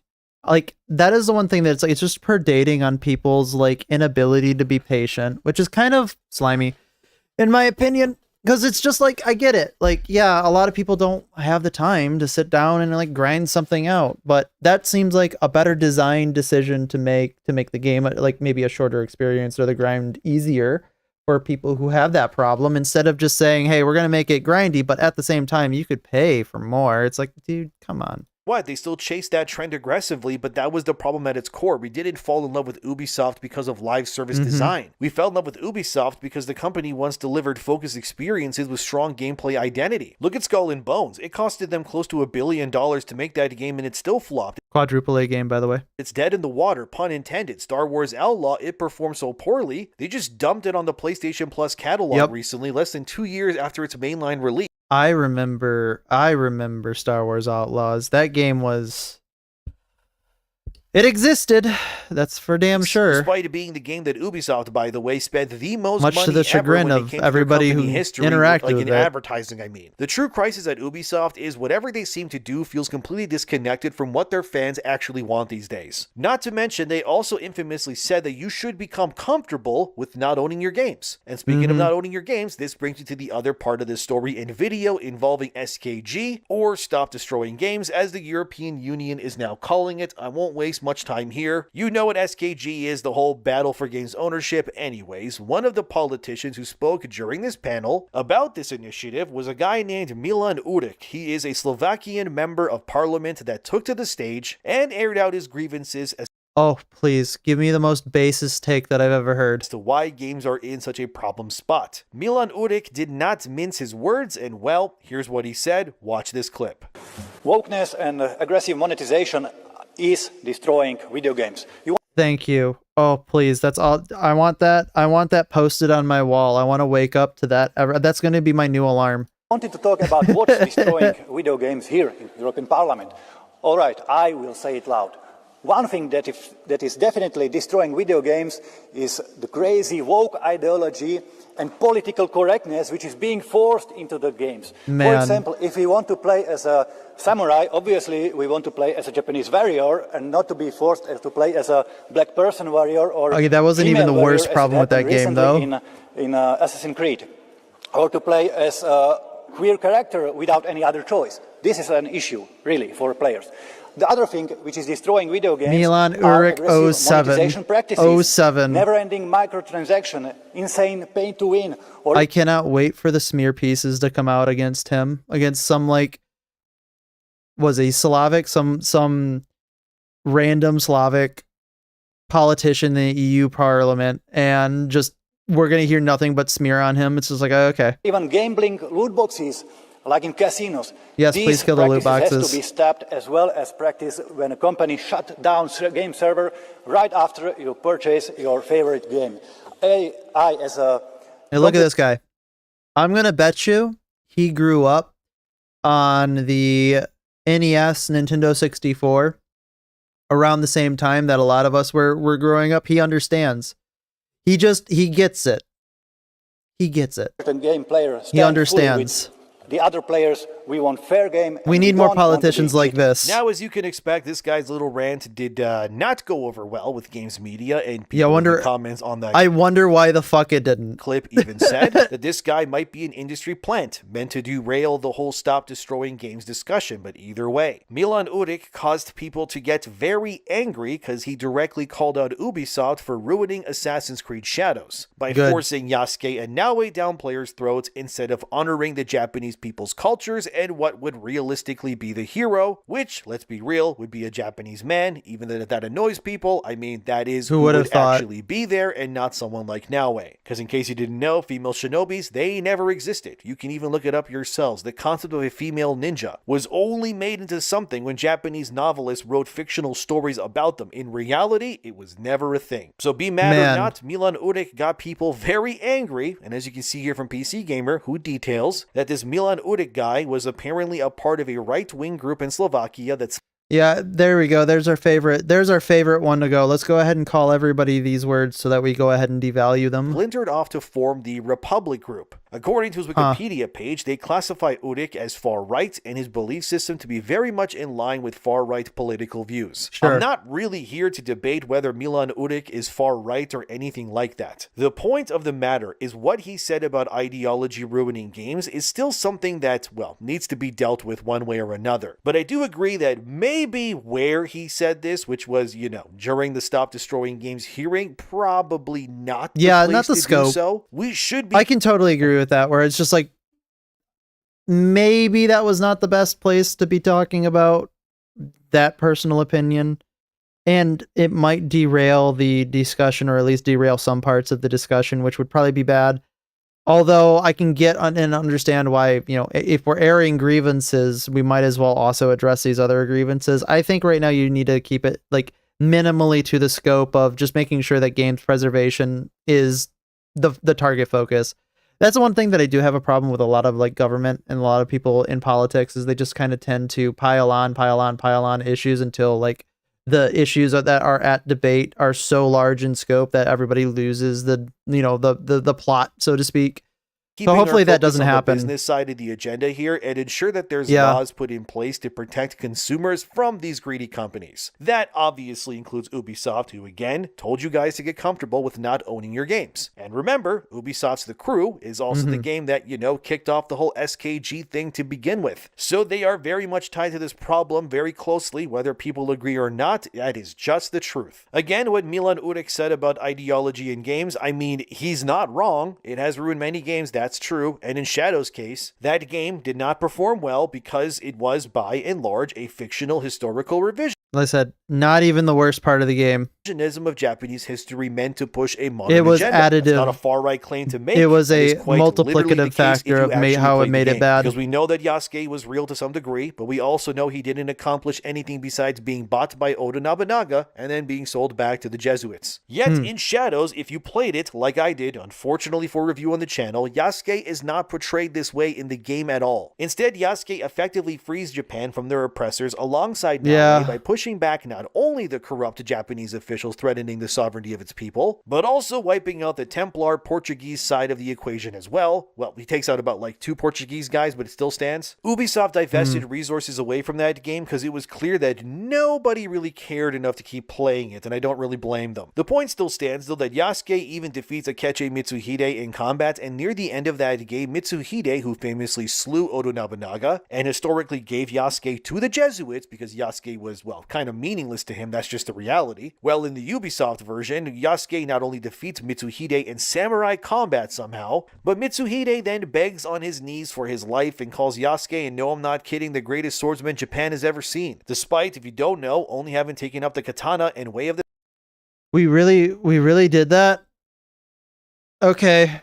Samurai a mere 6 months or so Thank you, before Ubisoft. this fight even takes place. So it's not grossly out of proportion way of saying that Shadows is not only deeply offensive to Japanese culture as a whole, because it is, it also paints their people as weaklings who can't protect their own country either. But the Black Samurai, who again just learned how to use a katana 6 months ago, somehow saves Japan, defeats everybody, and, defeats the man who historically threw him back to his slave owners in reality. So is Shadows' gross propaganda meant to demoralize the Japanese people? I mean, yeah, in a way it is. It's not a far-right view or whatever claim they want to say. That's just what happens in the game, man. Again, I played it. I 100% of the game, so I can speak about this like I am. I'm so sorry that you had to play that game 100% of the way through. I know the game. I know that Naoe is the daughter of an actual Japanese shinobi in the game, one of the Iga shinobi no less. Which again, Naoe is not real and would never have been a ninja like her father. That's just the reality. Yet her main villain, offensively, is an actual real legendary Iga shinobi in real life whose name was Hatari Hattori Hanzo, who, by the way, Naoe can defeat in combat and can even slay the guy if she chooses to, which is just crazy, dude. They really had a woman taking out Hattori Hanzo. Like, this is like making a story about Alexander the Great. Again, like, this really doesn't matter because it's a work of fiction, in my opinion. Like, this isn't really a strong line of argumentation. Sure, we can meme on it all we want, and, like, you know, I will meme on it because it's ridiculous. Because it just gets continued to pile and stack. But I honestly, the game was just dog shit for being a game, too. I think that's probably just a better line of, like, talking, and everything else about, like, these weird things that these people put into the game, like, can be chalked up to just regular, like, historical fiction or fiction that they want to write. I don't care. Doesn't matter to me. Really doesn't matter to me at all. But definitely, like, guys, come on, just make a good game. Because if they made a good game, nobody would care about this. Getting beaten by a woman in combat, but for like Japanese people. It's just crazy historical revisionism. It is what it is. Again, none of this is really helping. Milan Urik is right in that at least. Sure. But I do agree that bringing up what he did during that meeting was probably not the best place to do that. It was not the best place. It was the worst place to do that. And his example of using shadows, it's legit. I mean, it is. The game's not good. It is blatant propaganda meant to demoralize an entire nation's people, and it does not pay respect to the people of I think that if you wanted to approach it from an angle of propaganda, I mean, maybe you can really kind of squint and look at it. And I think there's some good discussions to be had there, because you could probably try to make that argument. I think that it would be a weak argument, but you could still try to make the argument. I'm willing to hear that argument. Japan, and instead uses their history and people as nothing more than props to push something into existence that has and never will happen. This would be like making a World War II story and saying that a black woman led the Allied forces single-handedly to defeat the Yazidis to secure victory. Like, that's just not true, man. Also, by the way, any game writer who's like listening to this, do not take that idea and make it I don't know into if a I game. agree with that. Unless bit I of guess hyperbole. you want to lose 95% of your company's value like Ubisoft did, then I guess go right ahead then. And I mean, if Milan Urik was wrong, well, would Ubisoft be panicking and losing all their money like they are right now? Like, I get it. PC Again, I think they just made bad games. Like, that's really what it is. They've just had a decade and a half of just bad game after bad game. Gamer needs to denounce these sorts of ideas, because otherwise they're going to get ostracized by their so-called fellow games websites or whatever. But the truth still stands that people are indeed sick of that sort of stuff in games, and Ubisoft pushing it did not work the way that they wanted it to. Otherwise, we would have multiple expansions for Shadows, live events, seasonal events, and more, all in the same way Valhalla did if it was actually profitable. Yet, as ironically PC Gamer reported earlier this year as seen here, Ubisoft ended their support for Shadows less than a year after release. They ended their support for Shadows less than a year after its release. Okay. Ouch. Come on, guys. What are you doing? Which again you supports can't the do fact that that. the game did not resonate the way that something like a Holy Valhalla shit, or dude. Odyssey did. And by the way, they took the money from Tencent after Shadows, so yeah, it did not work. And Valhalla had over 2 years of full support from Ubisoft with multiple expansions, which kind of proves the point too. If games are doing well, publishers are going to invest more into them. That's just the truth. And when it comes to Shadows, which was meant to be the future of Ubisoft's content plans, it did not work. And now they're worth 5% of what they were when Odyssey came out. So you can rally for social justice all you want. But the reality is even the so-called people who support you in spirit rarely, if ever, show up when it actually matters. And if they did, we would have seen a different future, wouldn't we? And Ubisoft, like many, started to favor and crave institutional support. I think that's important to actually also kind of think about, is like they are trying to court an audience that don't buy video games anyway. Because, like, again, we're going to go back to the same discussion that we had with Lords of the Fallen, where it's just like, guys, when you make a product for somebody in a target demographic, surprisingly enough, they'll show up if you do what they want. If you do not what they want and you cater to people who are not your target demographic, surprisingly enough, the likelihood of them showing up is so much lower than the opposite. Through pandering over their forward game design that they used to be known for, and well, the proof is there for you in what happened. It all hurts though, because we know Ubisoft is capable of making great games. It's just that their leadership has done nothing but I haven't heard much about For Honor lately. Instead, time and time again. They just can't really get out of their own way. And I remember when For Honor came out, I loved that game when it came out, and then like one day I woke up and was like, oh man, this is a really stale experience, and never went back to it. Ubisoft is now a warning sign. I played of it for like with massive entertainment corporations, like 2-3 drift months too far away from the audience and then that was that it. made them successful. So in the end, Ubisoft's current situation did not happen because gamers suddenly became impossible to please. No, that is not it. It happened because one of gaming's biggest publishers slowly lost sight of what made people care in the first place, and that is just the truth. Because players can feel when a game is built with passion, and they can also feel when a game is assembled through layers of corporate management trying to manufacture engagement instead of creating something unforgettable 100%. like they used to. That's the real crisis facing Ubisoft, not really just financial decline, but the loss of their creative identity that once made the company matter at all in the first place. And unless they fix this and go back to giving people what they want, well, as that one guy in Far Cry once said, have I ever told you the definition of insanity? Thanks for watching, subscribe if you'd like to, and see you guys next time. Okie dokie, thank you very much, Endymion. Kaboom. I definitely think that some of the more hyperbolic arguments probably are not the best way of argumentation for it. Like I said, I really think the best argument right now is it was just a bad game. Because, like, I think there's a lot of games out there where people play that are historically revisionist in either direction or any way. And they're looking at that like going, oh, I don't care because it's a good game. It plays well. I think that's fine.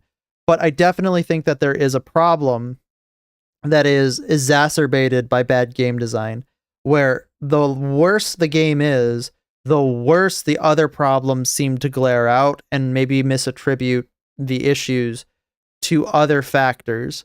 Because, like, I think a lot of people are probably looking at it like going, oh, this game is XYZ and it's bad because of this. No, it's bad because it's a bad game. You're just seeing the other problems for the game because you're able to look underneath the hood a little bit more inquisitively, because all of the other things you already think are bad. Really, again, at the end of the day, people don't care if it's, whatever it does, as long as it's a good game. And then they're misattributing, of course, the people who try to propel this ideology into games as just bad game designers in general, because they make bad games and they kind of associate those two things together. And, you can make any association you want. I'm not going to be here to tell you that you shouldn't. But I think that if this were to have been a good game, we would not be having this discussion, or maybe we would be having this discussion in an incredibly minimized and smaller scope. At least that's my opinion on it. That's my take. All right. Let's go see what's happening over on the Sony Bungie Access. We talked about this last time. We talked about this on last Tuesday. But Bungie, apparently, employees are now coming out and saying that things are, in fact, just about as bad as you think they are. So, let's see in 2022, what Bellular has to say. PlayStation paid $3.6 billion for Bungie. 3.6, we're already getting immediately flashbanged with $3.6 billion. That is boggling my mind in the worst way. Holy shit, how do you pay that much money for... I mean, I know how you pay that much money for a company, but how could you be paying attention to anything about games analytics, looking at like their company and say, yeah, 3.8 billion is the play? And that was paid for on the strengths of Destiny 2 and the promises of the company's leadership. Yeah. That leadership. And again, if you were paying attention to Destiny 2, you knew that they were not worth $3.8 billion. Like, maybe if I were looking at it, maybe $1 billion, because you're not going to be able to be making that much money back, because like I can't think that they would be doing it with Destiny 2. But people were already unsatisfied with that game and unsatisfied with its direction, vocally so, very vocally so at the time that this acquisition happened. Is now gone. Pete Parsons took his golden parachute, and now Destiny 2 is also gone. And with not even a... Really, Pete Parsons? You want to know what? Pete Parsons is the main character. He is the main character. He hoodwinked everybody. Month of notice. They've just pulled the plug. The live service is over, content is ending, and now they're getting ready for, quote, a new beginning for Bungie. But that... Sorry, I'm taking a drink. If you think Saints Row is a good example of if the game is good, nobody cares, and vice versa, exactly. Because they had both, right? Because I feel like the first couple of games, like the games were good and nobody cared what was happening with all the revisionists, whatever bullshit that they wanted to put in there. But then the game became bad, and suddenly they had a problem with it. And it's like, I get it. Totally get it. 100%. Game good, nobody cared. Game bad, everybody care. Announcement was only really the surface of this. Everything that's came out since is the real story, and overall, I think it's a lot worse than Bungie are saying. It is 100% worse than Bungie is saying. Bungie is attempting to save face to show that their company is still somewhat economically viable because they have to. But the open and dirty little secret is everybody who knows anything about anything is looking at this going, oh, no, they're actually catastrophically, royally, and irreparably fucked, aren't they? We're absolutely seeing is the old world dying and the new world struggling to be born. Layoffs are already being floated. Bungie will absolutely not make it through this unscathed. Jesus. And looking at the comparative performance of Bungie and Marathon, I still can't believe they did a Star Wars crossover. I know a lot of people were really like excited. I know my friend was really excited for that, but it really seemed like it was just a wet fart and already like a terrible situation. It's hard to see a way out. This story broke with a headline that, honestly, more than anything, would just piss off Destiny 2 players. They said, every end is a new beginning. That was the Right. So for people who don't know, who aren't following this, I think we did talk about it. I'm not sure. This was kind of news that happened like sometime last week, but Destiny 2 has been killed so that Marathon can die. Destiny 2 is going end of service very soon. And unfortunately, they did it for for Marathon. I'm going to be head out for a little bit, need my ears, be back in 30. That's okay. Take your time. I hope everything goes good. Have a good one. Title of the blog post that revealed the end of support for D2. On the 9th of June, Bungie will release the game's final update called the Monument of Triumph, which is an odd name for this update given the last few years. No huge send-off. No huge final like patch, no huge final like story beat, just okay, we're done. And it is going to be the last one. So people will get overhauled systems, the return of activities and events from the game's history, and some minor story beats to send off characters. Obviously, the I would be very pissed off if I were a Destiny player. All of the things that people were excited about, lore-wise, and what that could mean for new content, well, those do all appear to be dead currently. Now, Bungie have been clear, there are no plans to turn off the servers, and this entire process is basically them leaving D2 in a state where players can just dip in and out whenever they want.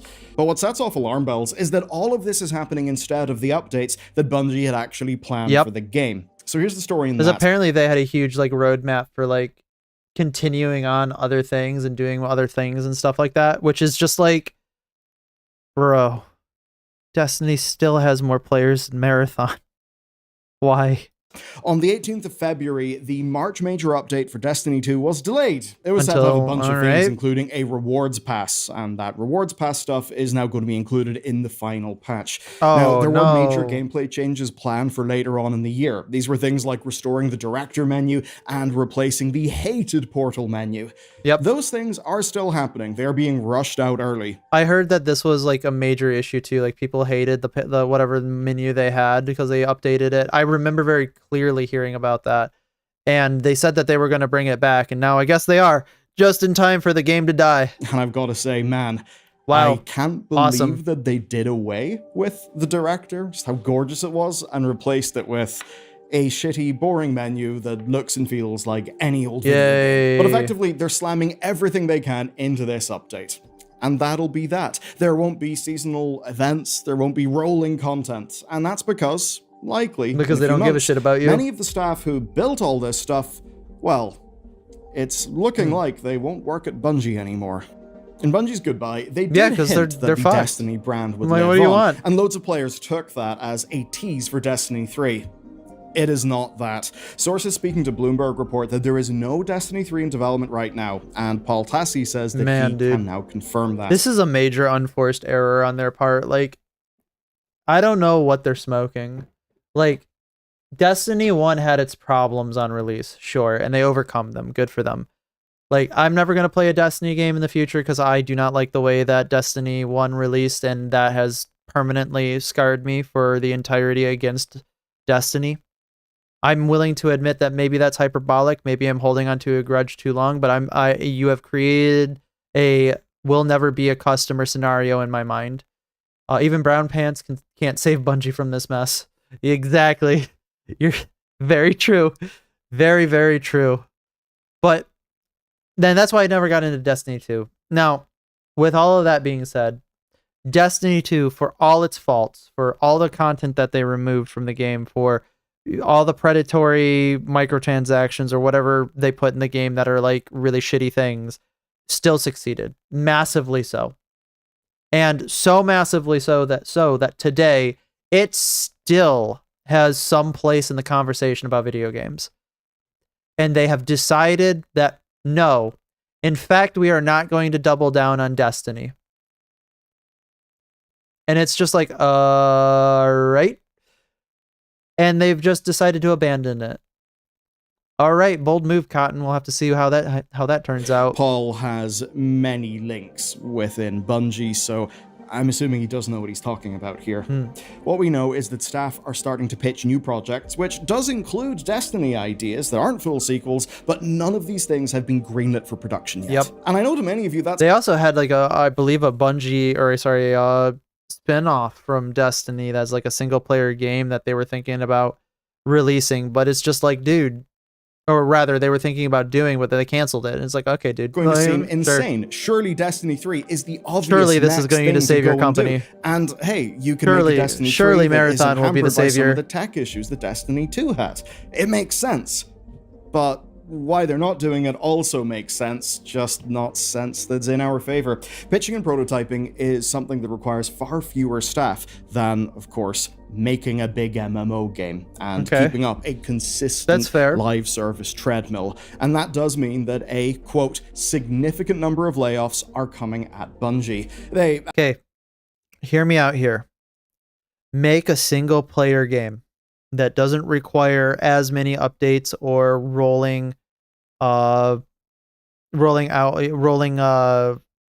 content necessities.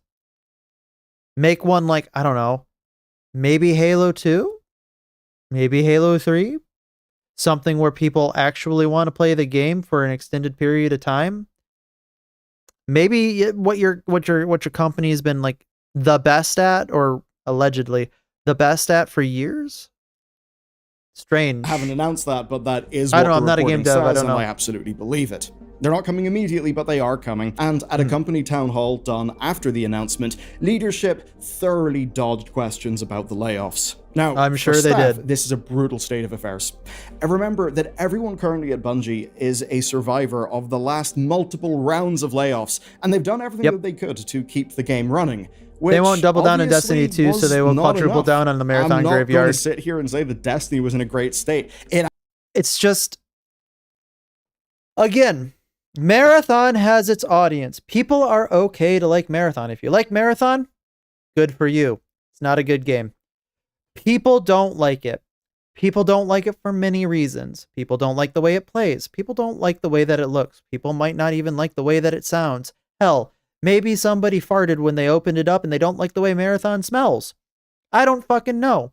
But what I can tell you is that they are blaming a lot of the ills of the like general game industry on Marathon's failure, and they are continuing to double down on that maybe hyperbolic, maybe not hyperbolic interpretation of events.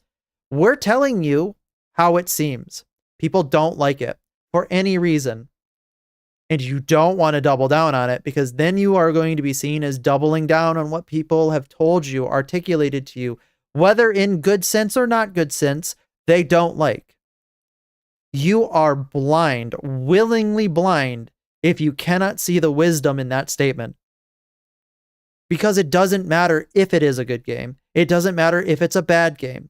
The only thing that matters is, are you going to be able to move product, and are people going to want to play the game? The answer to that overwhelmingly and unanimously has become no. And you still refuse to see it. Also, I heard Marathon has to die to fulfill the prophecy of the Trilogia Concordia. And you want to know what? I want to live in that world. Absolutely in no way was. But this is a team that had been damaged and damaged and damaged, that had people pulled off to like do some marathon stuff to get that game out the door. It has been a consistent rolling disaster. Now, what's interesting is the decision to kill Destiny 2 was apparently made earlier this year, but the decision to call Destiny or to kill Destiny 2, somebody literally just kept pressing the button, kill Destiny 2, make Marathon succeed, money, money, money, money, money. And well, unfortunately, that function of that button only had one function, and it was the first one that was mentioned, not the rest of them. Cassie actually reports that the vast majority of Bungie staff didn't know support was ending until the story went public. For the prophecy. Some of those people were building the final June update. Some people had already moved over to Marathon, and basically people who were in the know allegedly begged leadership to tell everyone else at the studio. Of course, that didn't happen, and there was secrecy at Bungie. And what's as soon as this got out, like, you have to tell people not to tell anybody. As soon as people heard this, first of all, that would have destroyed their negotiating power with Sony in order to get however much money they were trying to get out of themselves from being purchased. And second of all, as soon as people heard that, they're gone. Talent's leaving. They're just like, okay, I'm not going to stick around to be fired. I'm going to quit. They can't have that. They need to maximize the amount of labor that they can get out of people with giving them the minimal amount of information to know that they're going to be sacked anyway. Particularly rough is that this meant that people kept on building cancelled content. They were making things that leadership had already decided to kill. These are things like Shattered Cycle, and that's because nobody told them to stop. So for players, it feels like everything they invested emotionally and financially is just being abandoned, and I think it's fair to say that the staff... Bungie's hitting you with a good old double-barreled fuck you. But the devs also feel a bit abandoned themselves. Now, in the wake of all of this, there have been a lot of questions leveled at Bungie. Why is this happening so suddenly? Why didn't it happen sooner? Like, say, after the final shape? Why aren't Bungie unvaulting all the paid campaign content that they locked away? They're not unvaulting it because apparently, as per Bungie's own words, it doesn't exist anymore. They didn't say that that it's just going to stay locked. They literally said it doesn't exist and doubled down on that by saying, we don't have the files for them anymore. They are gone. To which really makes me mad. I will get heated about that. I can actually. Years ago, and perhaps the more grand question, what the hell were you thinking with the last while of Destiny content? How did you ever think this would keep the game in a fit, healthy state? Why were we doing a weird Star Wars expansion thing? Yeah, exactly. Now, the answer to all of this stuff has just ended up being, well, kind of the same. That this all was never the plan, and that ultimately this is down to Bungie, a company that's experienced years of corporate chaos and malfeasant leadership, that it's basically just finally hit a wall. It's hit a reckoning. PlayStation can't keep on barreling money into the studio when it's not producing results. Imagine. Now, that said, there is one game that we know is not dead, with Destiny. One game that we know is on life support. Technically not dead, but effectively going away. All of the frustration fill in the blank is going towards Marathon. Take a look at Steam right now. You'll see that Marathon is getting fully review bombed. Oh, I wonder how could this have happened? People are furious that the resources that could have gone into Destiny 2 or 3 are instead going into Marathon. And look, from a certain point of view, I think that is an understandable frustration. If I was looking at this purely as a player, that is totally how I would feel. Right?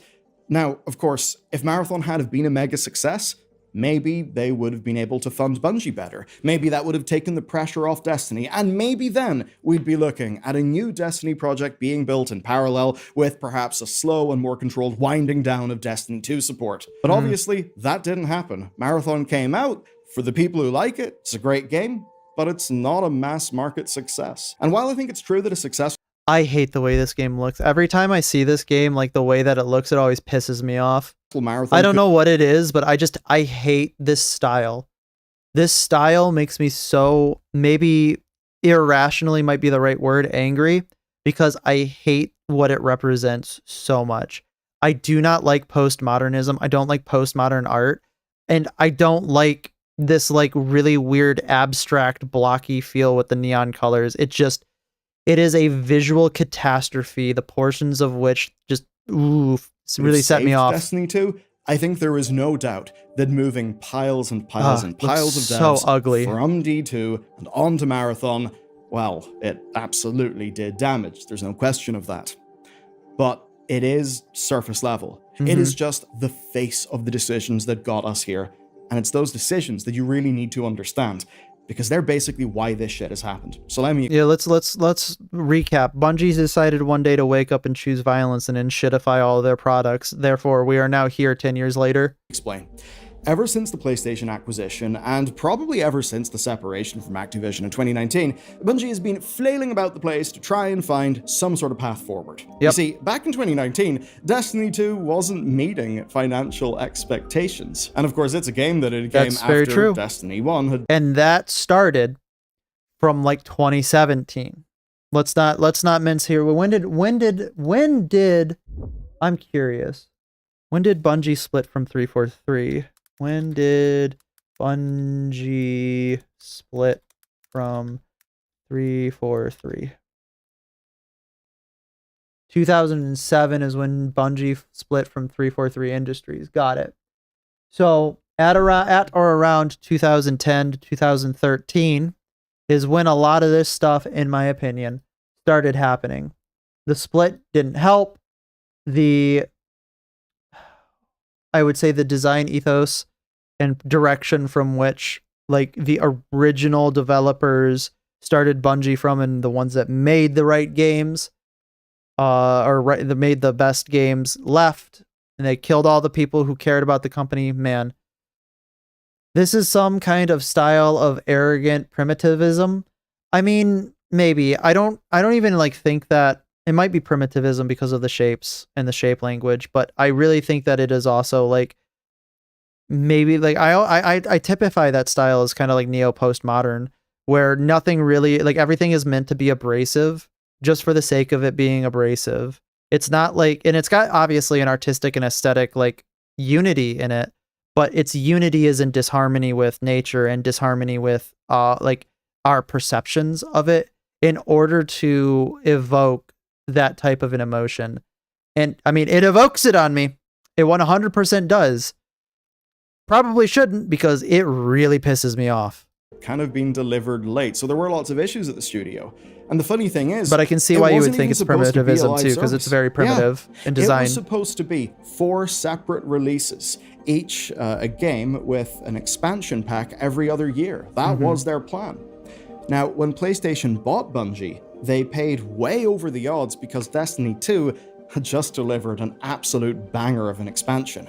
Imagine. We've talked about that stuff recently, but what's happened to the money is what's actually more important for this story. You see, imagine if the company had done their due diligence to look like year over year, like how Bungie does, and realized that when they released the final shape, that was the exception and not the rule of their generalized incompetence. Bungie's leadership invested their money in any future except for one that had Destiny 2 being extremely important. Imagine. They spun up several project incubations, including games like Marathon, and those were all designed to find other big hits. But the expectation was that Destiny 2 would continue to make money and continue to fund everything. Basically, milk the cash cow, take the milk, invest it into other things. That was kind of their plan. But the chaos of the layoffs, the cancelled incubation projects, and the leadership pivots around Marathon all reflect Bungie's failures. They never considered for a second that Destiny 2 could fail, or that they'd have to face the consequences of that. Put simply, Bungie, as an organization, took Destiny 2's success, and therefore its players, for granted. Yep. Now, and they basically told every single one of them that the investment, whether it be emotional or monetary, that they've had in this game and the setting is just completely worthless to them. They said, listen, everything that you care about, bin it. We don't care anymore. Fuck you. Why wouldn't they invest in, say, rebuilding the vault like, content? oh, okay. Well, there's an obvious answer, because that would reflect less profit and it would risk impacting It would take, the live game. it would take more stuff Why for them to wasn't there do. an incubation project for Destiny 3? That would have made sense given, the final shape. And the answer is because it would not be the old leadership's problem whenever they would leave. Imagine. Exactly. That's exactly what it is. He's just like, you know what? I'm the main character. I don't care anymore. I don't have to do any more work. No plans. Fuck you guys. See you later. Have a good one. I'm going to take my money and leave. A few years later. That really is the thing. All they had to do was keep profits consistently out of the red to earn their huge payouts. And those payouts truly were huge. As Bungie's ex-senior narrative designer Robert Brooks put it, quote, "It turns out the real Destiny killer was Pete Parsons." Strange how that works. The thing is, he's not alone. Strange Paul how that Tassi, works. who has covered Destiny for over a decade, pointed to the same thing. The old leaders practically fleeced Sony with the overvalued sale of Bungie, and then basically bailed themselves out. The scam of the century. Like, you don't need to have massive plans. You don't need to have guns. You don't need to go in loud. It turns out all you need is to have a silver tongue in order to fleece everybody and run away with the entire bank. Now, you still might be wondering, well, why the hell is this all happening now? Well, because the new leadership are taking stock of the chaos that they've been left with, and they're just trying to work out what their best options are and what the hell they're going to do with this bag that they're now left holding. All right. And unfortunately, let's get to construction here. All right. Your best options. Number 1, kill Marathon. Get it done. Nobody gives a shit. Kill it, kill it, kill it, kill it, kill it. Take a step back for 5 minutes. Get all of your developers together and ask them what they want to work on. And when inevitably they say Destiny 3, announce you are now going to be making Destiny 3. See you in 5 years. In 5 years, release Destiny 3, rake in the profits, make it actually listen to player feedback, don't make it predatorily monetized. Boom. You have a success. It won't fix all of your problems immediately, but it will fix all of your problems in the future, and that's what you need. right now, they think Man, their it's best so option simple. is Even probably an putting idiot everything into on the internet Marathon, can see it. but not for the reasons you may think. In April 2026, about a month after Marathon launched, Paul Tassi reported that Marathon had overtaken Destiny 2 for the number of Bungie developers working on it. Here's the quote. Yeah, I'm sure. Of the 800 or so remaining Look Bungie at that employees, hot it's steaming now more pile of evenly garbage split, that they've with been Marathon making. now edging out Destiny 2 by a bit. Now, this doesn't really track with analyst suggestions that Destiny 2 is actually outperforming Marathon on consoles financially. It's not. So we're still left asking, It's why the not. hell wouldn't they keep Destiny running? You can just take a look at the Steam charts, and when you do, Yep. you can see that Destiny is beating Marathon in PC, even though we have many reports suggesting that, well, Destiny is still fairly big and healthy over on consoles, whereas Marathon kinda collapsed on consoles but did better in PC. Yep. So for Destiny to be beating Marathon on its Steam numbers really does look quite bad. We're going to take this game that is inferior in every metric that we actually have internally. Even though you can't say it, we're going to say that it's superior in every metric and hope to God that nobody calls us on it. Okay, thanks, Bungie. So what's Bold the answer to all strategy. of this? Well, it's pretty simple. Pulling out of a decline is really hard, especially a decline that is built on 12 Probably nobody will give them the time and money for Destiny 3 after that. Listen, I think you might be correct in sentiment, because I feel like that would be the case, but I think that if we're taking a hard, pragmatic business view, anybody who saw the original release of Destiny 2 and its life cycle, of course it went down, but it went down from already making a bunch of upfront money. And it has some there because people return to the game to purchase the expansions and play it, which is important when you're looking at it. I think a ruthless businessman would look at that and say, all right, we'll fund you. Here are a lot of stipulations, but I think they could definitely get the funding. I think they got one more. I think that would be their last chance before people just completely discredit them. years of technical debt and logistical decisions. Bloomberg sources suggest That seems realistic to leadership me, had in considered, a way. quote, ways to retool Destiny 2 to make it more approachable for new players, but that eventually they just decided to cut their losses. Oh man, imagine if they'd have done that and they onboarded new players, I think they probably would have had a lot more interest in their game. Like, this is one of those things that a lot of people don't know about Destiny 2 if you don't play Destiny 2. And the only reason I know it, like I said, tangentially get third-party things from people in my life who play it. Unfortunately for them, they play it. So, the new player experience is dog shit. Just period. It's just dog shit. You don't know what's going on. They just give you a bunch of things. They throw a bunch of proper nouns at you. There's like no way to get into the game without it being like absolutely like obnoxiously hard to understand. Nobody wants to play that.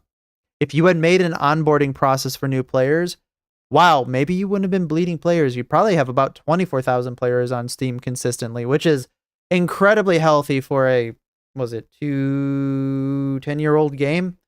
Probably around there. Holy shit. People still bought Assassin's Creed after Unity, so nothing would surprise me. Exactly. Now let's take a look at the shape of Destiny 2. It's obviously a game in decline. And that's a wild thing to say, because it hit lifetime peaks just 2 years ago, at the climax of the final shape. But what followed that was massively slimmed down plans that just went really badly. It was effectively a bad plan executed worse. What they decided to go for was 2 small expansions and 2 major updates. But, well, that couldn't even fill a single year, and Jesus. 2 years of changes to monetization and the expansion production model has not helped the team turn the game around. I mean, how many times has it felt like Bungie have tried to communicate, we've learned our lessons about Destiny 2, I'm we're sure you turning have. over a new leaf. Yeah. This is a reset in how we run the game. Yeah, and I'm the King of England tomorrow, don't worry about it. It's happened a few times. And what we've effectively learned is that there was no clear plan to build on what was there that wouldn't have been incredibly costly. So in that context, loading staff onto the Marathon lifeboat almost seems like a protective Lifeboat is a strong word for what I would consider to be Marathon. It's more like life support boat. move. That's especially considering that PlayStation cannot afford to have Marathon die. And step back from this. Well, for I got just a bad news second. for the PlayStation. As Paul Tassi puts it, Sony are dangerously close to being not for two. Let me explain. They bought a company that they thought would keep on printing money with. Well, they definitely got so scammed. All right, we'll do our check-in. Hang on, let me give me 5 seconds. Give me 5 seconds. 5 seconds. 5 seconds. I didn't think that I'd need it, but we're gonna get it. Kaboom, kaboom, kaboom. Boom. It's not looking good for them. Not looking good. They are staying like relatively consistent at 10K. That's, I guess, impressive. Ouch, though. Very much ouch. Oof. All right. Destiny 2, and that would have a big new hit in the form of Marathon. All while having their live service expertise help everything else Sony was doing. All of those things have failed. Yep. The most obvious of them, Destiny 2, has been lobotomized within just a few years of that deal Again, it's been they just said, nope, it's gone. Bye. closing. Lobotomize doesn't Marathon even encapsulate is Bungie's it. only active game, and that means that all the studio's Jesus. revenue is going to ride on Like, that. really, do they think people who have been playing Destiny are going to go over to Marathon? Like, do you really think that's the case? I don't think so. Horizon Zero Dawn multiplayer game that's going to flop too? Oh god, that's exactly. It's going to be real bad. One game. And I'd say any chances of revenue from Fair Games, from Tokon, from Horizon Hunters Gathering, or any Imagine Horizon Hunters Gathering finally mentioned just immediately after we say it. That game is going to be... Oh. I gotta take a second. I gotta take a second to reorient my thoughts. I'm now thinking about these games that are gonna fail. It's just so bad. It's future like, oh online no. game kind of depends on whether Marathon stays alive. Because PlayStation can't really abandon Marathon. Yeah, they're Because kind of in if a they catch-22 do, I here. don't think anyone will buy one of their live services again. Nope. That's one way in which Marathon being a paid product could actually bite them. And it's why Marathon Season 2 announcement was about doubling down on the game and expanding it. They're fixing up onboarding, they're giving people Remember, Just remember, the one game that just came out, the one with the hero shooter, they had a 1-year plan. It was so Highguard, there we go. Highguard had a 1-year plan in the making, and then they announced that they were going end of service. So there's still hope. PvE and direct PvP, and generally they're just reducing friction. Like dominoes one after another, exactly. Can't be made in a Destiny 2-like game, because Destiny 2, from everything that we understand, is basically held together with bits of sticky tape, hopes, prayers, and maybe the blood of some of its developers. Marathon, for all its problems, is at the very least a newer code base, and certainly it's a code base that's early in its overall life as compared to Destiny. So I could see that. If you're going to be working on something, you can see how Destiny 2 would have a very high tax on any, salary that you pump into developing it, because it seems that Destiny 2's dev environment is a little bit shit.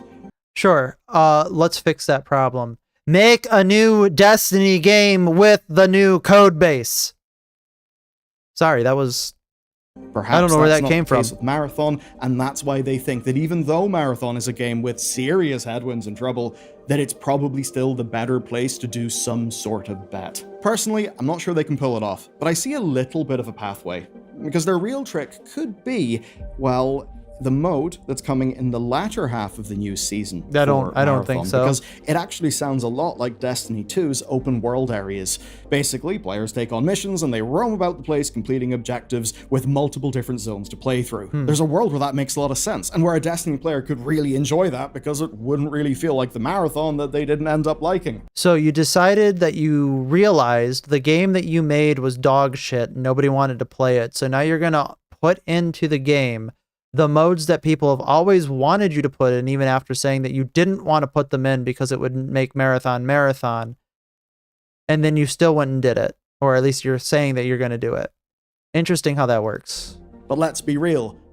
Destiny 2 players not gonna fix are not it. going to feel positive about Marathon. Nope. Because it looks like the game that kind of killed the one that they love. But regardless of that, Marathon is the plan. I mean, you think about it. Destiny 2, even now, 12 years later, has industry-leading shooter gameplay and design. Sure. So giving players a similar enough option in Marathon without any of Destiny's drawbacks from a dev perspective may have been what they saw as a real opportunity for Marathon to actually make Bungie fans happy. I mean, come on, it's Marathon. It's that thing we played on the Xbox Live Arcade whenever Halo was a thing, and they did the re-release of Marathon. No. But that doesn't really hit true, does it? That is so not the same thing. Imagine if Destiny did some kind of sequel where the story included the relearning the lost data, as if I don't know anything about Destiny's story. Because universal wipe. Oh wait, they didn't have to be cool again to do something like that. Exactly. Because the problem is that Marathon is not Destiny, and it never will be Destiny, and now nothing will be Destiny. Yep. This, I think, is an inflection point. Unless Stop Killing Games environment happens, which means that we can actually kind of create personal servers or create community servers for it. So maybe you'll have a community server for it. It really is hard to overstate the impact Destiny's had in the games industry. It codified the looter shooter, at least in one of its major forms. It became one of the very few successful Western FPS MMOs. It inspired an endless line of competitors, as of course every other publisher wanted what Bungie had. Of course, far more often than not, that trend chasing failed. Trend chasing sometimes does work, but it often doesn't. You can just look at the long queue of WoW killers that, did end up dying. And it seems to me there's an obvious reason why. Games like WoW and Destiny captured their likely player base, right? It's probably the case that there just wasn't much more room in the market for more and more games like that. Because for most people, Destiny was the narrative and gameplay experience that they wanted, that they loved, that captured hearts and minds. Which is, of course, why we're seeing anger and heartbreak now. And while most of you've created an entire generation of people who will never want to purchase a game from you again. That's what you're doing. Competitors failed. And it's hard to see this because it's just like, it's so short-sighted, they don't understand. As strong as it's ever been, and it's now going to, I heard Warframe's like huge. People love this game. Leaving behind. Now, what we're left with is Bungie, a company that will limp on. Didn't and that Destiny may someday 2 come return before to Stop Destiny. Killing Games? Destiny 2 did come before Stop Killing Games. What I was saying is like they're if they're able to get a retroactive type of a retroactive ruling or something that they can use to go retroactively, you might be able to put Destiny 2 underneath the umbrella of Stop Killing Games.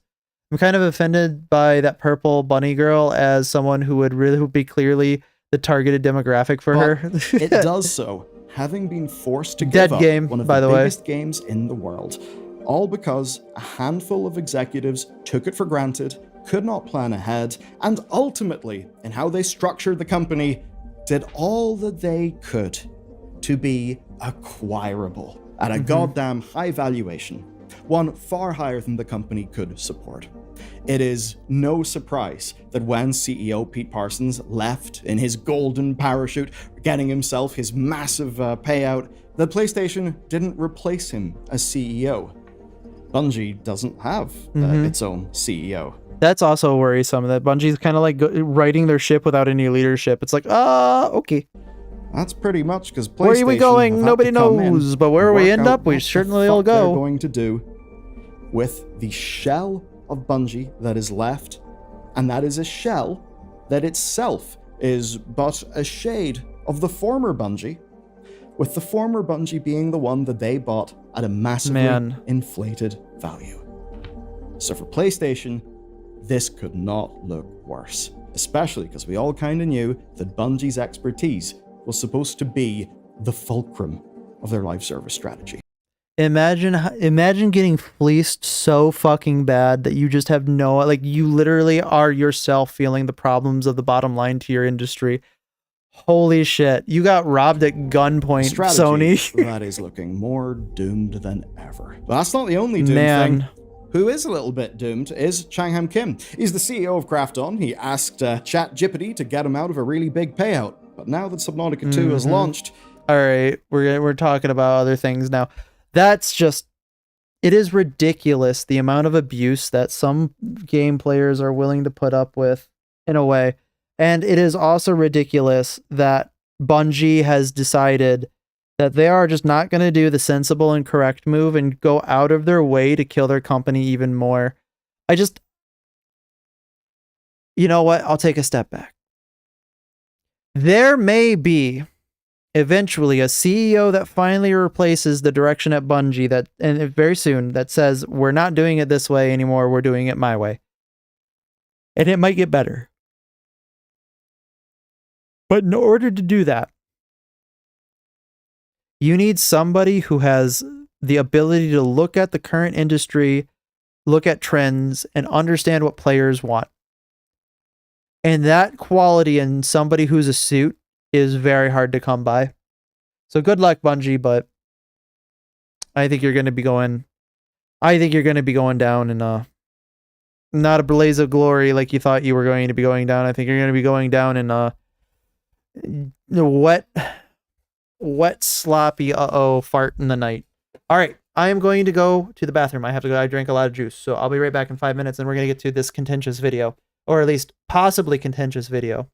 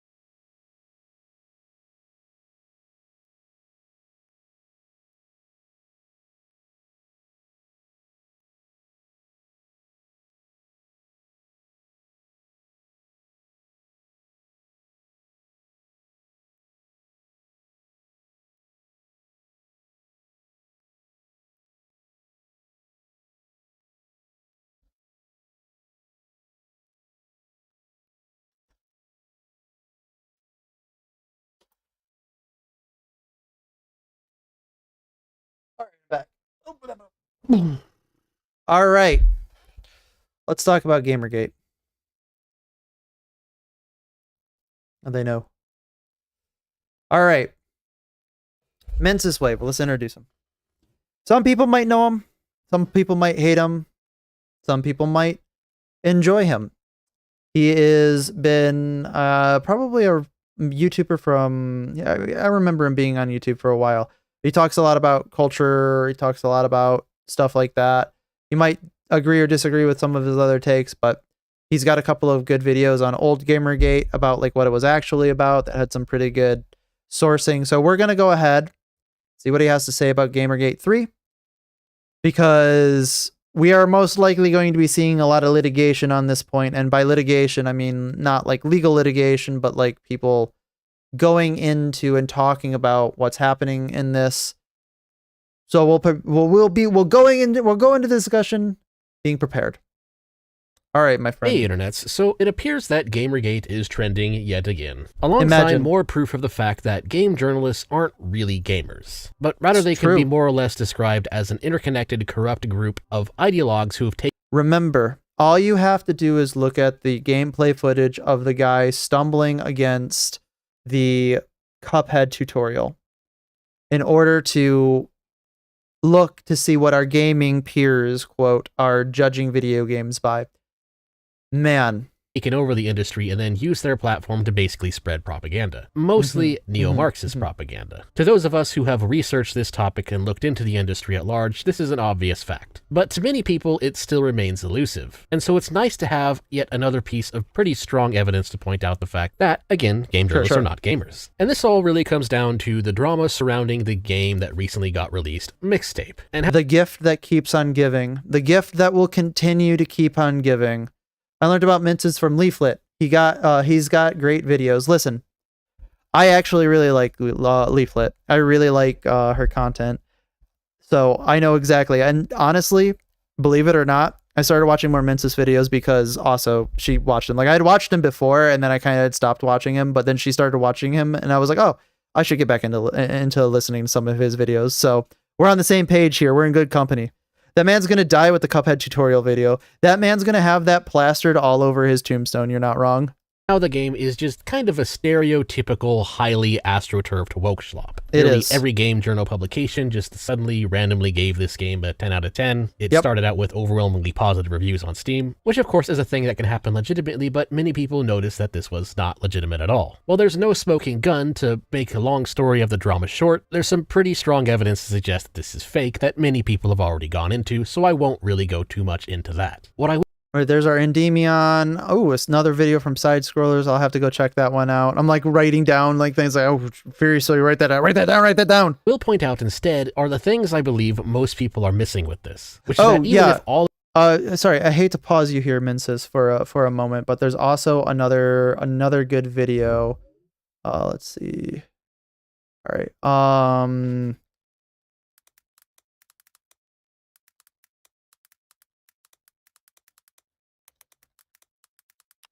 Is this it? I think this is it. Yeah, right here. So this by the Dizimbro is another good. I actually suggested this to another viewer in the comments of my last Mixtape video. This is actually a really good video, kind of going over like the people behind Mixtape and like who did it, like what the company's all about. So if you really wanted to get into like a deeper discussion about that, go for it. The Dizimbro, I was wrong about Mixtape video, it's so much worse, is really good. All of these reviews for Mixtape were, in fact, entirely genuine and truly coming from these journalists as their actual real I cannot believe that any of these reviews were genuine. Opinion. And so despite the evidence of billionaire backing... That's a lie. I can believe probably about half of them were genuine because these people genuinely have no idea what they're doing in life. But the other half of them most certainly weren't genuine because I bet you that genuineness has been purchased by a sleight of hand that it revealed a bunch of money. I smell the acrid plastic of astroturfing from Mixtape like immediately. You are correct. And Nepo baby devs pretending to be indie devs. Let's just pretend that all of these journalist reviews are entirely real. That the journos actually sincerely believe it is a 10 out of 10 game. Because I would argue that if they really do believe this, then it is actually just as, if not more, delegitimizing to the game journalist industry than if they were bribed to give all these positive reviews. I could see that coming from an interesting perspective, actually. If we take on good faith that they're telling us that this is actually a 10 out of 10 game, then that means that not only are they not, that means that first of all, if they're not bought and paid for, then the only other alternative to that is they are so far detached from the larger gaming community that it shouldn't even matter what they say anymore anyway. Like, yeah, no, like there is no right answer for them. Because I decided to do the thing. I decided to actually... Honestly, if they just came out and said, yeah, they bought a 10 out of 10 review from us, I think a lot of people would be like, okay, I respect that you're at least not lying straight to my face anymore. Well, sort of play the game to see what all the fuss was about and to see if this was a something burger or a nothing burger that I could just ignore. Because again, sometimes culture wars we did matter, play the and game, sometimes and it's just it was stupid garbage. Slop. This is one of the... It actually, I was sick beforehand, but I'm going to say it hyperbolically. It actually made me physically ill for the rest of the night. Times that it turned out it mattered. Now, fortunately for me, I didn't actually have to physically buy the game or play it myself because Mixtape is really just a story. It is more like an interactive movie than a real game, which by itself, that doesn't automatically make it a bad game. I mean, there's plenty of visual novels and story-based games out there. Tons of RPG games are just story-driven. At this point, you would just respect the side hustle if they were directly just paying for the game to be rated highly. I agree.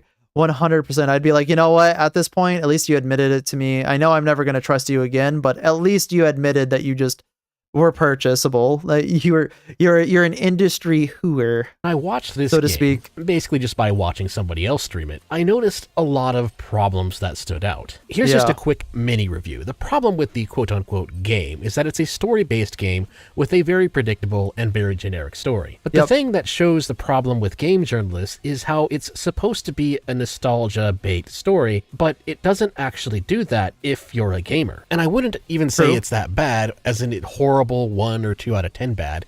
It's I would say that like on the period of nostalgia, sure, it might have gotten some people nostalgic for a time.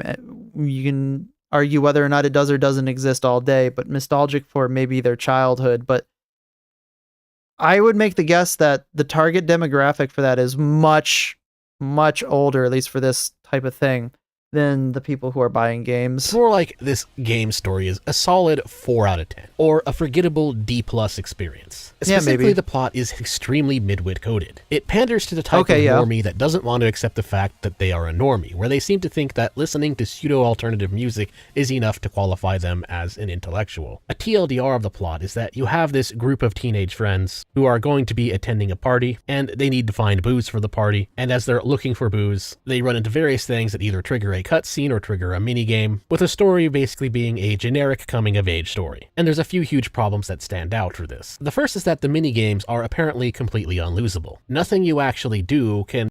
The minigames are completely unlosable. That's funny. I mean, like, true. Like, there was really, like, I'm going to say that minigames being unlosable are okay if the minigame is fun, but it's just like, okay, why am I here at this point? Why don't you just make it so that it's done? Also, Mintus often has distracting, interesting games that I forget about a quarter of the video.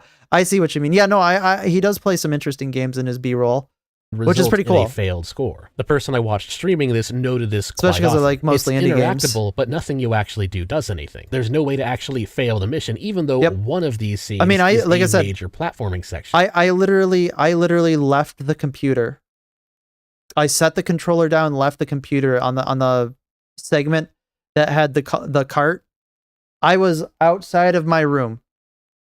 The game played itself. I didn't have to do anything. It made it through the entire place. But it is a platforming section is unlosable. If the character fails to dodge a car, for example, they'll just kind of slide over the car instead. In other words, game journalist difficulty is the default and only difficulty mode. No need to actually be any good at the game. And that's not even the biggest problem. Another issue is how the story is effectively what I woke call an example of woke washing. Because I happen to be one of the people who was born in the 80s, and I came of age in the 90s. So you would think that a nostalgia-based game based in the mid-1990s, as well as the fact that the area that the game takes place is very similar to the area that I grew up in, I would have thought that this game would have given me a fix for nostalgia. But it didn't. And let me guess.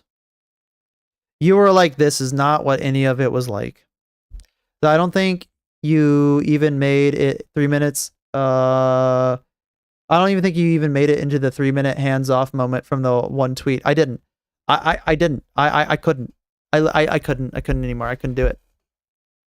It completely failed because all of the dialogue. Also, I wanted to make sure I could refund the game because I didn't want to give them any money. I wanted to make sure that like I took all my money back from them as I could because I didn't want them to have it. Politically correctified because these kids do not talk or act like 90s kids. Rather, they talk like a heavily Disney-fied version of them, where nearly all of the very much not politically correct banter that you would normally talk like in the 90s has been completely removed.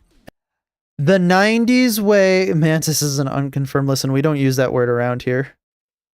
The way that people talked in the 90s is much very different than the way that people talk now, because we're talking about the media by which they were informed, the area in which they were informed, the way that they related to the world. People in the 90s is very, very different than the very hyper-controlled, HR sensitive way in which people are taught that they have to talk now.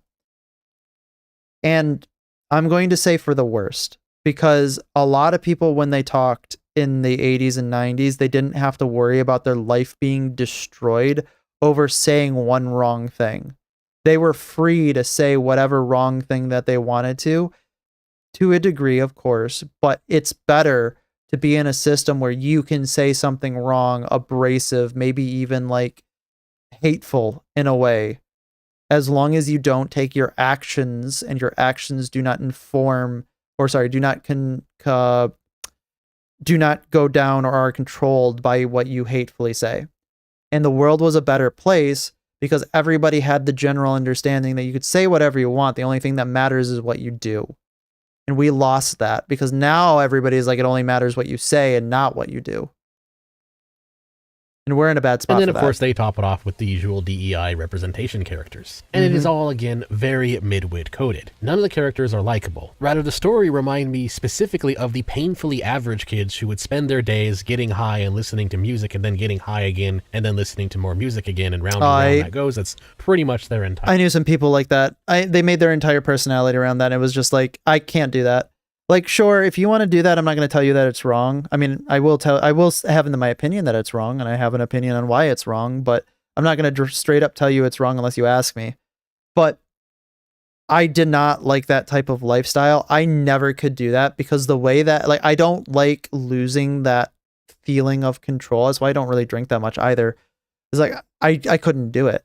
I have to at least, like, I have to feel like I'm mentally in control of my facilities in order to like live through life. Otherwise, it makes me so anxious. Their life. Those are the kinds of kids I directly made an effort to avoid back then. True. And honestly still disassociate myself from today because they're just boring people. They just kind of exist. They don't really do much. Vibes and having no real thoughts of their own. And honestly, they don't really ever grow out of that from what I've seen. A lot of them tend to just kind of stay that way as adults. But more importantly, and the big issue here, is that they're not gamers. Because that's the big thing missing from this supposed nostalgia game. It's a game about 90s nostalgia that includes no 90s gaming. Yes, that's right. That's the thing I noticed when I was watching this thing. As you go through these characters' rooms and you look around, there's no gaming. No NES systems, no, no systems at all. And, like, obviously they got a PC, sure, but it's just like, okay, I mean, I think I had that same PC, I'm not going to lie, but, you know, gaming on that was still limited by the computing power at the time. It's all just generic band groupie schlop stuff. And that's a really key issue here. A nostalgia game aimed at gamers should have some gaming nostalgia to it. For instance, expecting to see a scene where you walk up to a Sega Genesis or something, or at least an NES or an Atari or a Super Nintendo, and talk about games, and reminiscent about the old games, you'd think you'd want to include that. That is, unless, of course, your target audience for this nostalgia is not for gamers. Like, for example, one of my best memories from that time is playing GoldenEye with my friends. Or if not with friends. Man, look at that screenshot. Those were the good old days. 2 a.m. on a Friday night. That's the kind of time that you had if those you were the good old days. And the weirdest part is they even seem to tease it. These seem to be upper middle class kids in Northern California. And so they have things like TVs and computers in their own room. And yet attached to this classic CRT not a circle, TV there is one. No games. It's not a circle there, but there is one. Which is a weird because there is an overlap between stoners and gamers. Yeah, no, you're right. You're very right because it's a very vibey thing. But also, he's right about there's a VCR. Is that a VCR DVD player? I think that's just a regular VCR. where are the games? There's no game. You knew that if you go into somebody's room, they have a TV and a VCR, that their parents could afford it. Games. Error 404, gaming nostalgia not found. Because, of course, this nostalgia story is not for gamers. Rather, it's a nostalgia story aimed at the upper middle class normie who eventually goes to college on their parents' dime, to then go get a liberal arts degree, and to then get indoctrinated into far left progressive politics, and then have a job that doesn't do as a anything. game journalist. Even though they never were a gamer, never will be a gamer, but they convince themselves that because they prescribe to the correct ideology, that they therefore know better about games than gamers.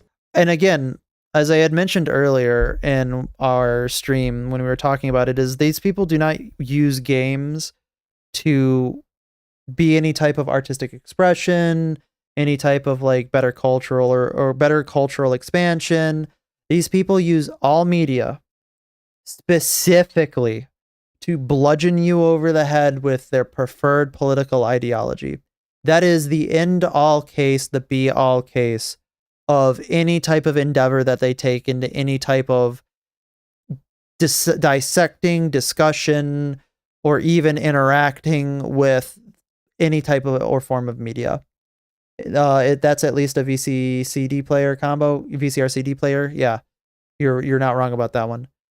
But because I saw the other port on it, I didn't know, because I mean, said in 99 DVDs were around, but definitely probably maybe a CD player for sure. But these people will only accept anything if it comes down to how can I use this to convince you that I'm right. And I think a lot of people are very done with that because everything feels like a sermon. Everything feels like you're going to church on Sunday. And say what you will about religion. You can be very religious or not very religious. It doesn't matter. Eventually you get to a point where I don't want to have to be felt like I'm being preached to every day of the week. I need a break. Some people romanticize the post-USSR 90s. I hope that Anemoia, I forgot how to pronounce that word, but I know exactly what it won't grow that big in our country. Because it's the thing that Real Life Fake Wizard was talking about.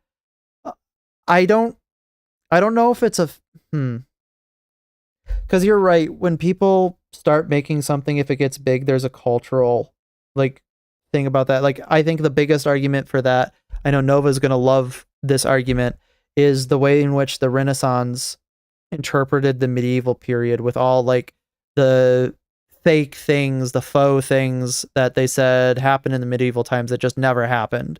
And it became a major cultural interpretation of that time, and people like to interpret things like that. And I think you're right.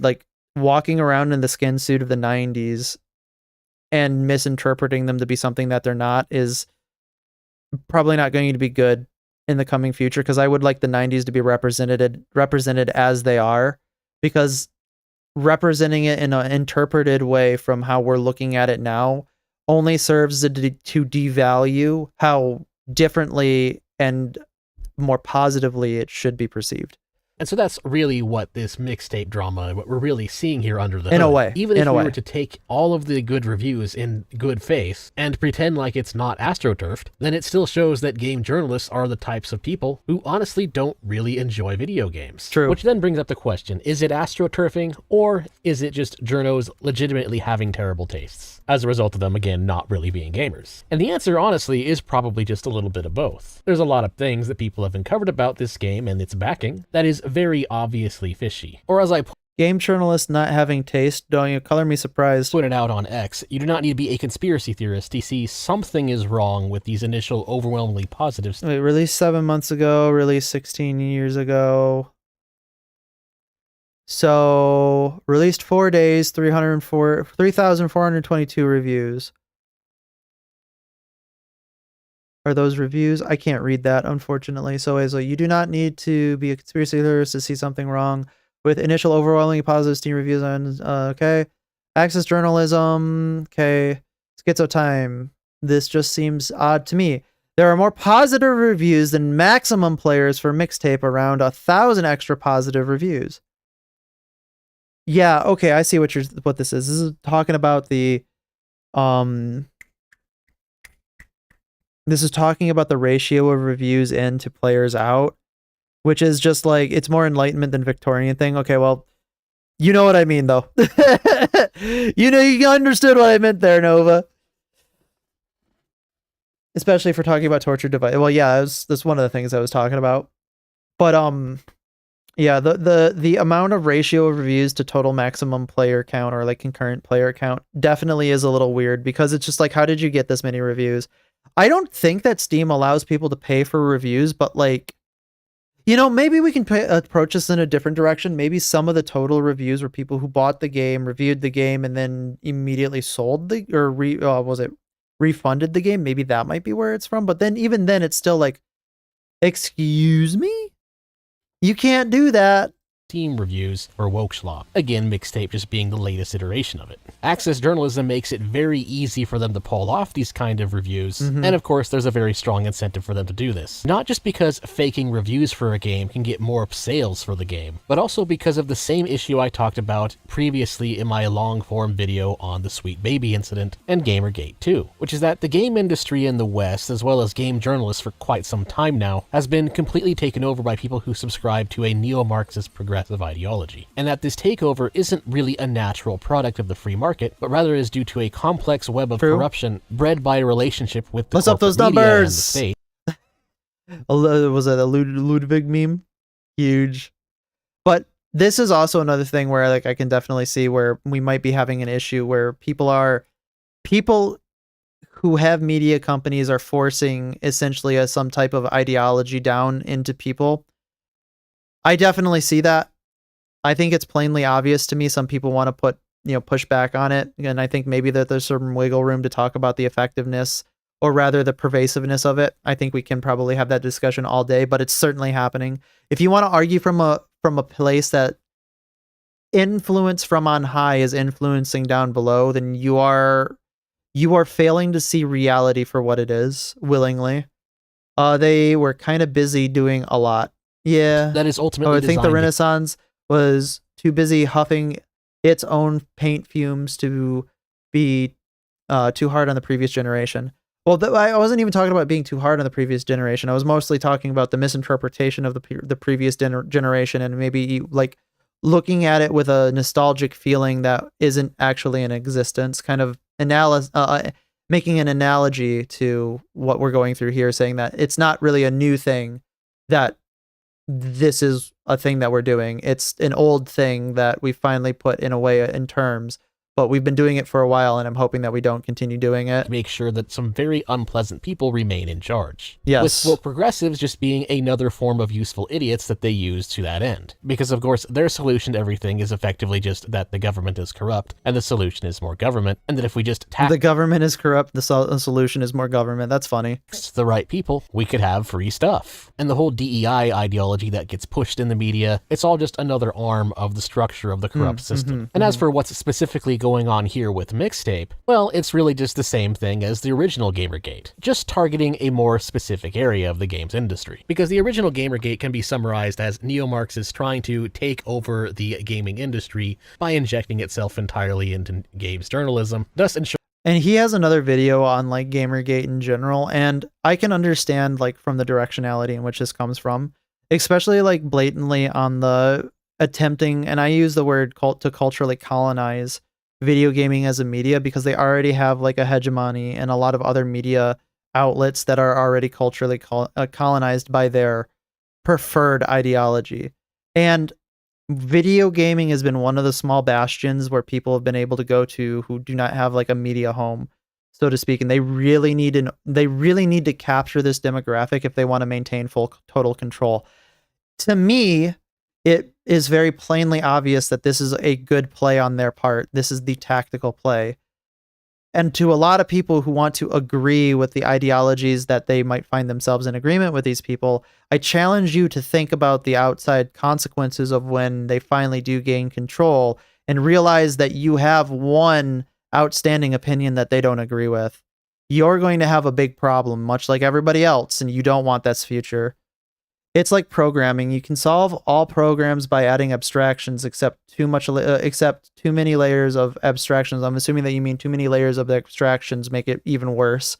And I agree. I totally agree. That games were largely being given positive reviews based more so on whether or not those games were pushing the correct ideology, aka the neo-Marxist ideology, rather than reviewing them for, actual gameplay, the things that gamers care about. And one of the things that the establishment failed at when it came to the original Gamergate is that one, gamers didn't really like it, thus allowing boycotts to actually work, but two, it really only hit the AAA game dev scene. Indie devs have had some wokeness. Indie devs haven't really given a fuck. Like, they're like, if you're a woke indie dev and you make a good game, nobody gives a shit because you made a good game. If you're a non-woke indie game dev and you made a good game, nobody gives a shit because you made a good game, which is great.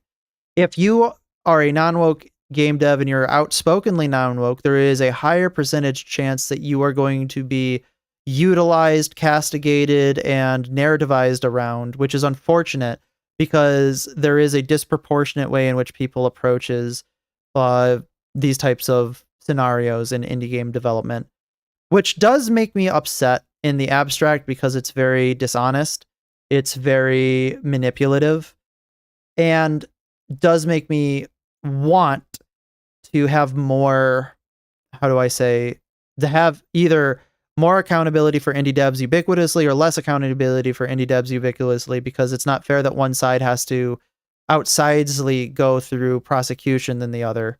So either it should be a rule that holds for all or a rule that holds for none. In them too, but only when the developer themselves is an actual true believer. But the indie dev scene, due to the nature of it being indie, also has plenty of anti-woke developers, like those behind the Great Rebellion. And so Mixtape seems to me like an attempt to remedy this past mistake. What the corporate journoids seem to be doing now may very well just be an attempt by the establishment to take over the indie dev game scene by falsely labeling games with large amounts of establishment funding behind them as quote-unquote indie, then having game journals give it a bunch of heavily inflated reviews, which allows them to then ensure that the latest woke schlop propaganda title, whatever it may be, is always at the top of the indie game charts as well. And right. So I see where he's going with this, and I think a lot of people have sussed this out.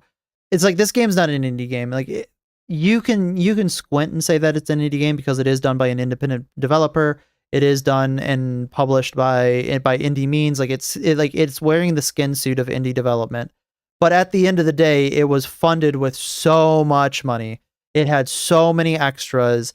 It just seemed like a AAA release under an indie umbrella, and it was definitely 100% inserted into the gaming cultural zeitgeist in order to, or rather, gaming culture. I guess I don't want to use the word zeitgeist in this instance, but inserted into gaming culture to try to point to, quote, an indie game that agrees with them, that does everything that they want, close quote, because they need that in the indie space because of how decentralized and how much more broad the interpretation of people are in the indie space.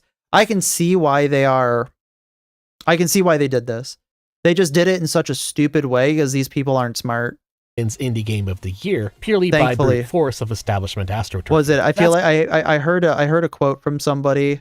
I think it was Nova who said it to me in a message or something like that. But I think it was Voltaire, and he says, "I prayed to God early in my life that the enemies he sends against me are ridiculous, and he answered my prayer." That's what appears to be. I feel like we're kind of there right now. Pretty disgusting and petty, to be honest. It's almost as if the AAA game devs and corporate journos got mad that the indie game dev scene is starting to outperform the schlop that they have been pushing for the past 20 years. And so this just seems to be their new strategy: falsely label their schlop propaganda title as indie, and then make sure it's given widespread. There's an indie game, White Knuckle devs describe themselves as queer. I don't care about that because the game is pretty good.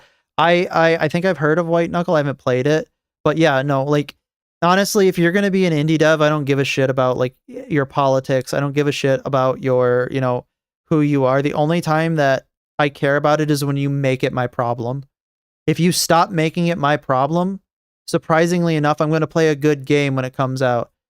I have never made but one prayer to God, a very short one. Oh Lord, make my enemies ridiculous, and God granted it. Thank you. What a great quote. Praise. However, the problem, though, with their tactic is that people have already kind of caught on to it, and thus the same strategies that were effective in Gamergate can be used against this nonsense. For one, okay, wait, what is this? The Gatekeeper's Creed. Character design with San Francisco sensibilities. Okay. Race swap of any. Got it. Writing contains certainly anti-white male themes. Okay. I mean, God, this is actually pissing me off to read. Was it gender erasure? Who does this benefit? Sure. Let's see. Oh, okay. All right. Yep. Checks out. And yes, it was Voltaire. Just don't buy their game. Take the Gatekeeper's pledge. Refuse to buy propaganda slop. It's really that simple. And also just spread the word. And I do that, by the way. I do try to not buy things that I know are made by people who hate me. Granted, indie games have a little bit more of a difference there, especially if indie games, they say, oh, I'm this type of person, and that's really all they say. Like, I'm not going to read too far into it. It's like, okay, you can tell whatever life story you want. But if you specifically go out of your way to say, I hate you and I'm doing this because we need to blank whatever it is to get you to, your type of person to go away, I'm going to be like, all right, I'm just going to put my hands up and say, I'm not engaging with this. It's not worth my time. I don't want to play this game, and I don't want to be told that I'm a bad person just for existing, or I don't want to be told that I'm a bad person for, the opinions that I hold that are relatively anodyne. Be aware of the fact that corporate journalists for the game industry should rightfully be seen as completely irrelevant. Corporate game journalism, as it currently exists and stands today, should again be viewed as an entirely fraudulent industry. It's not just Mixtape that is an AstroTurf title, rather it's game journalism as a whole that is an AstroTurfed industry. And this shouldn't even be seen as a conspiracy theory, this should just be seen as a matter of fact. Well, if you see this as a conspiracy theory, then you are lying to your eyes. You are adhering quite literally and quite distinctly to the don't believe your lying eyes mentality. You have no thought that you've put into this whatsoever. You only want what you think, or rather what you've been told that you would want. And quite honestly, I don't want to hear your opinions. Like, sure, you might have opinions on other things that you've thought about. I'll hear those. But if you can't at least admit that this seems AstroTurfed, even if you don't believe it, you have to at least admit that, yeah, it looks like that. And now we can have a conversation. Your average gamer. And then, of course, on the political side of things, we can just look to events like this as more further proof that the solution to our corrupt government and corrupt system is not more government. Anyways, that's all I have to say. Don't forget to like, share, comment, and subscribe. And if you want to support me, you can do so on Ko-Fi, Subscribestar, or by buying some merch. Which, by the way, for the sake of this video, I'm going to put the Gamers Rise Up merch on a limited time sale. The mug especially is pretty good quality. One of my personal favorites. But anyway, again, that is all. Thanks again for watching. Boom. Till next time. Until next time, Mr. Mensis Wave, thank you for your great video. I can't think that games journalism is going to survive for much longer. I'm not going to lie. It really seems like games journalism is kind of going in a way that most people nowadays don't really listen to them. But like in the wake of giving a 10 out of 10 and all of the other relatively bad reviews that they've been giving games that are actually good, people are just so done with them. And that's a good thing. Let it collapse. I don't want to fucking listen to them anymore. I really don't, because I really think that they are bought and paid for, and they really just hate me. Like, I'm not saying me specifically, but me and people like me. And if I'm feeling like that, I'm sure a lot of other people are feeling like that. And that's not a good spot to be in. All right. We've reached the end over 3 hours around. It's been about 2 hours and 50 minutes, but the next couple of videos are a little bit longer, and unfortunately I must go. I have a prior commitment later on in the night, so I will have to leave you all here for now. I hope everybody has a great day. I hope everybody has a great rest of the week. I will see you tomorrow. Tomorrow we are either going to be continuing our Sekiro No Death playthrough, or maybe some other games. I don't know. I'm thinking about maybe starting a PAX Historia save with everybody, where we like make our own like thoughts that we want to go through, be like, oh yeah, we want this to be a strategic objective. I think that'd be pretty fun. But right now, PAX Historia is undergoing issues with the free AI, so that doesn't sound like it's going to be a possibility in the near future. But we'll see. Hopefully it is. If you ask me, don't believe my eyes. I suggest don't believe your pesky mouse. I think you meant mouth. Sure. I can agree to that 100%. Honestly, just don't believe anything. There we go. We'll all be conspiracy theorists. Everything is either real or not real, with no middle ground, no gray area. And I'm just going to go ahead and go with what I feel to be correct. Honestly, though, like this year's been a good year for conspiracy theorists, so maybe that might not be Maybe that might be the play. Anyway, thanks for the stream. Thank you for showing up. I hope everybody has a wonderful evening. Goodbye.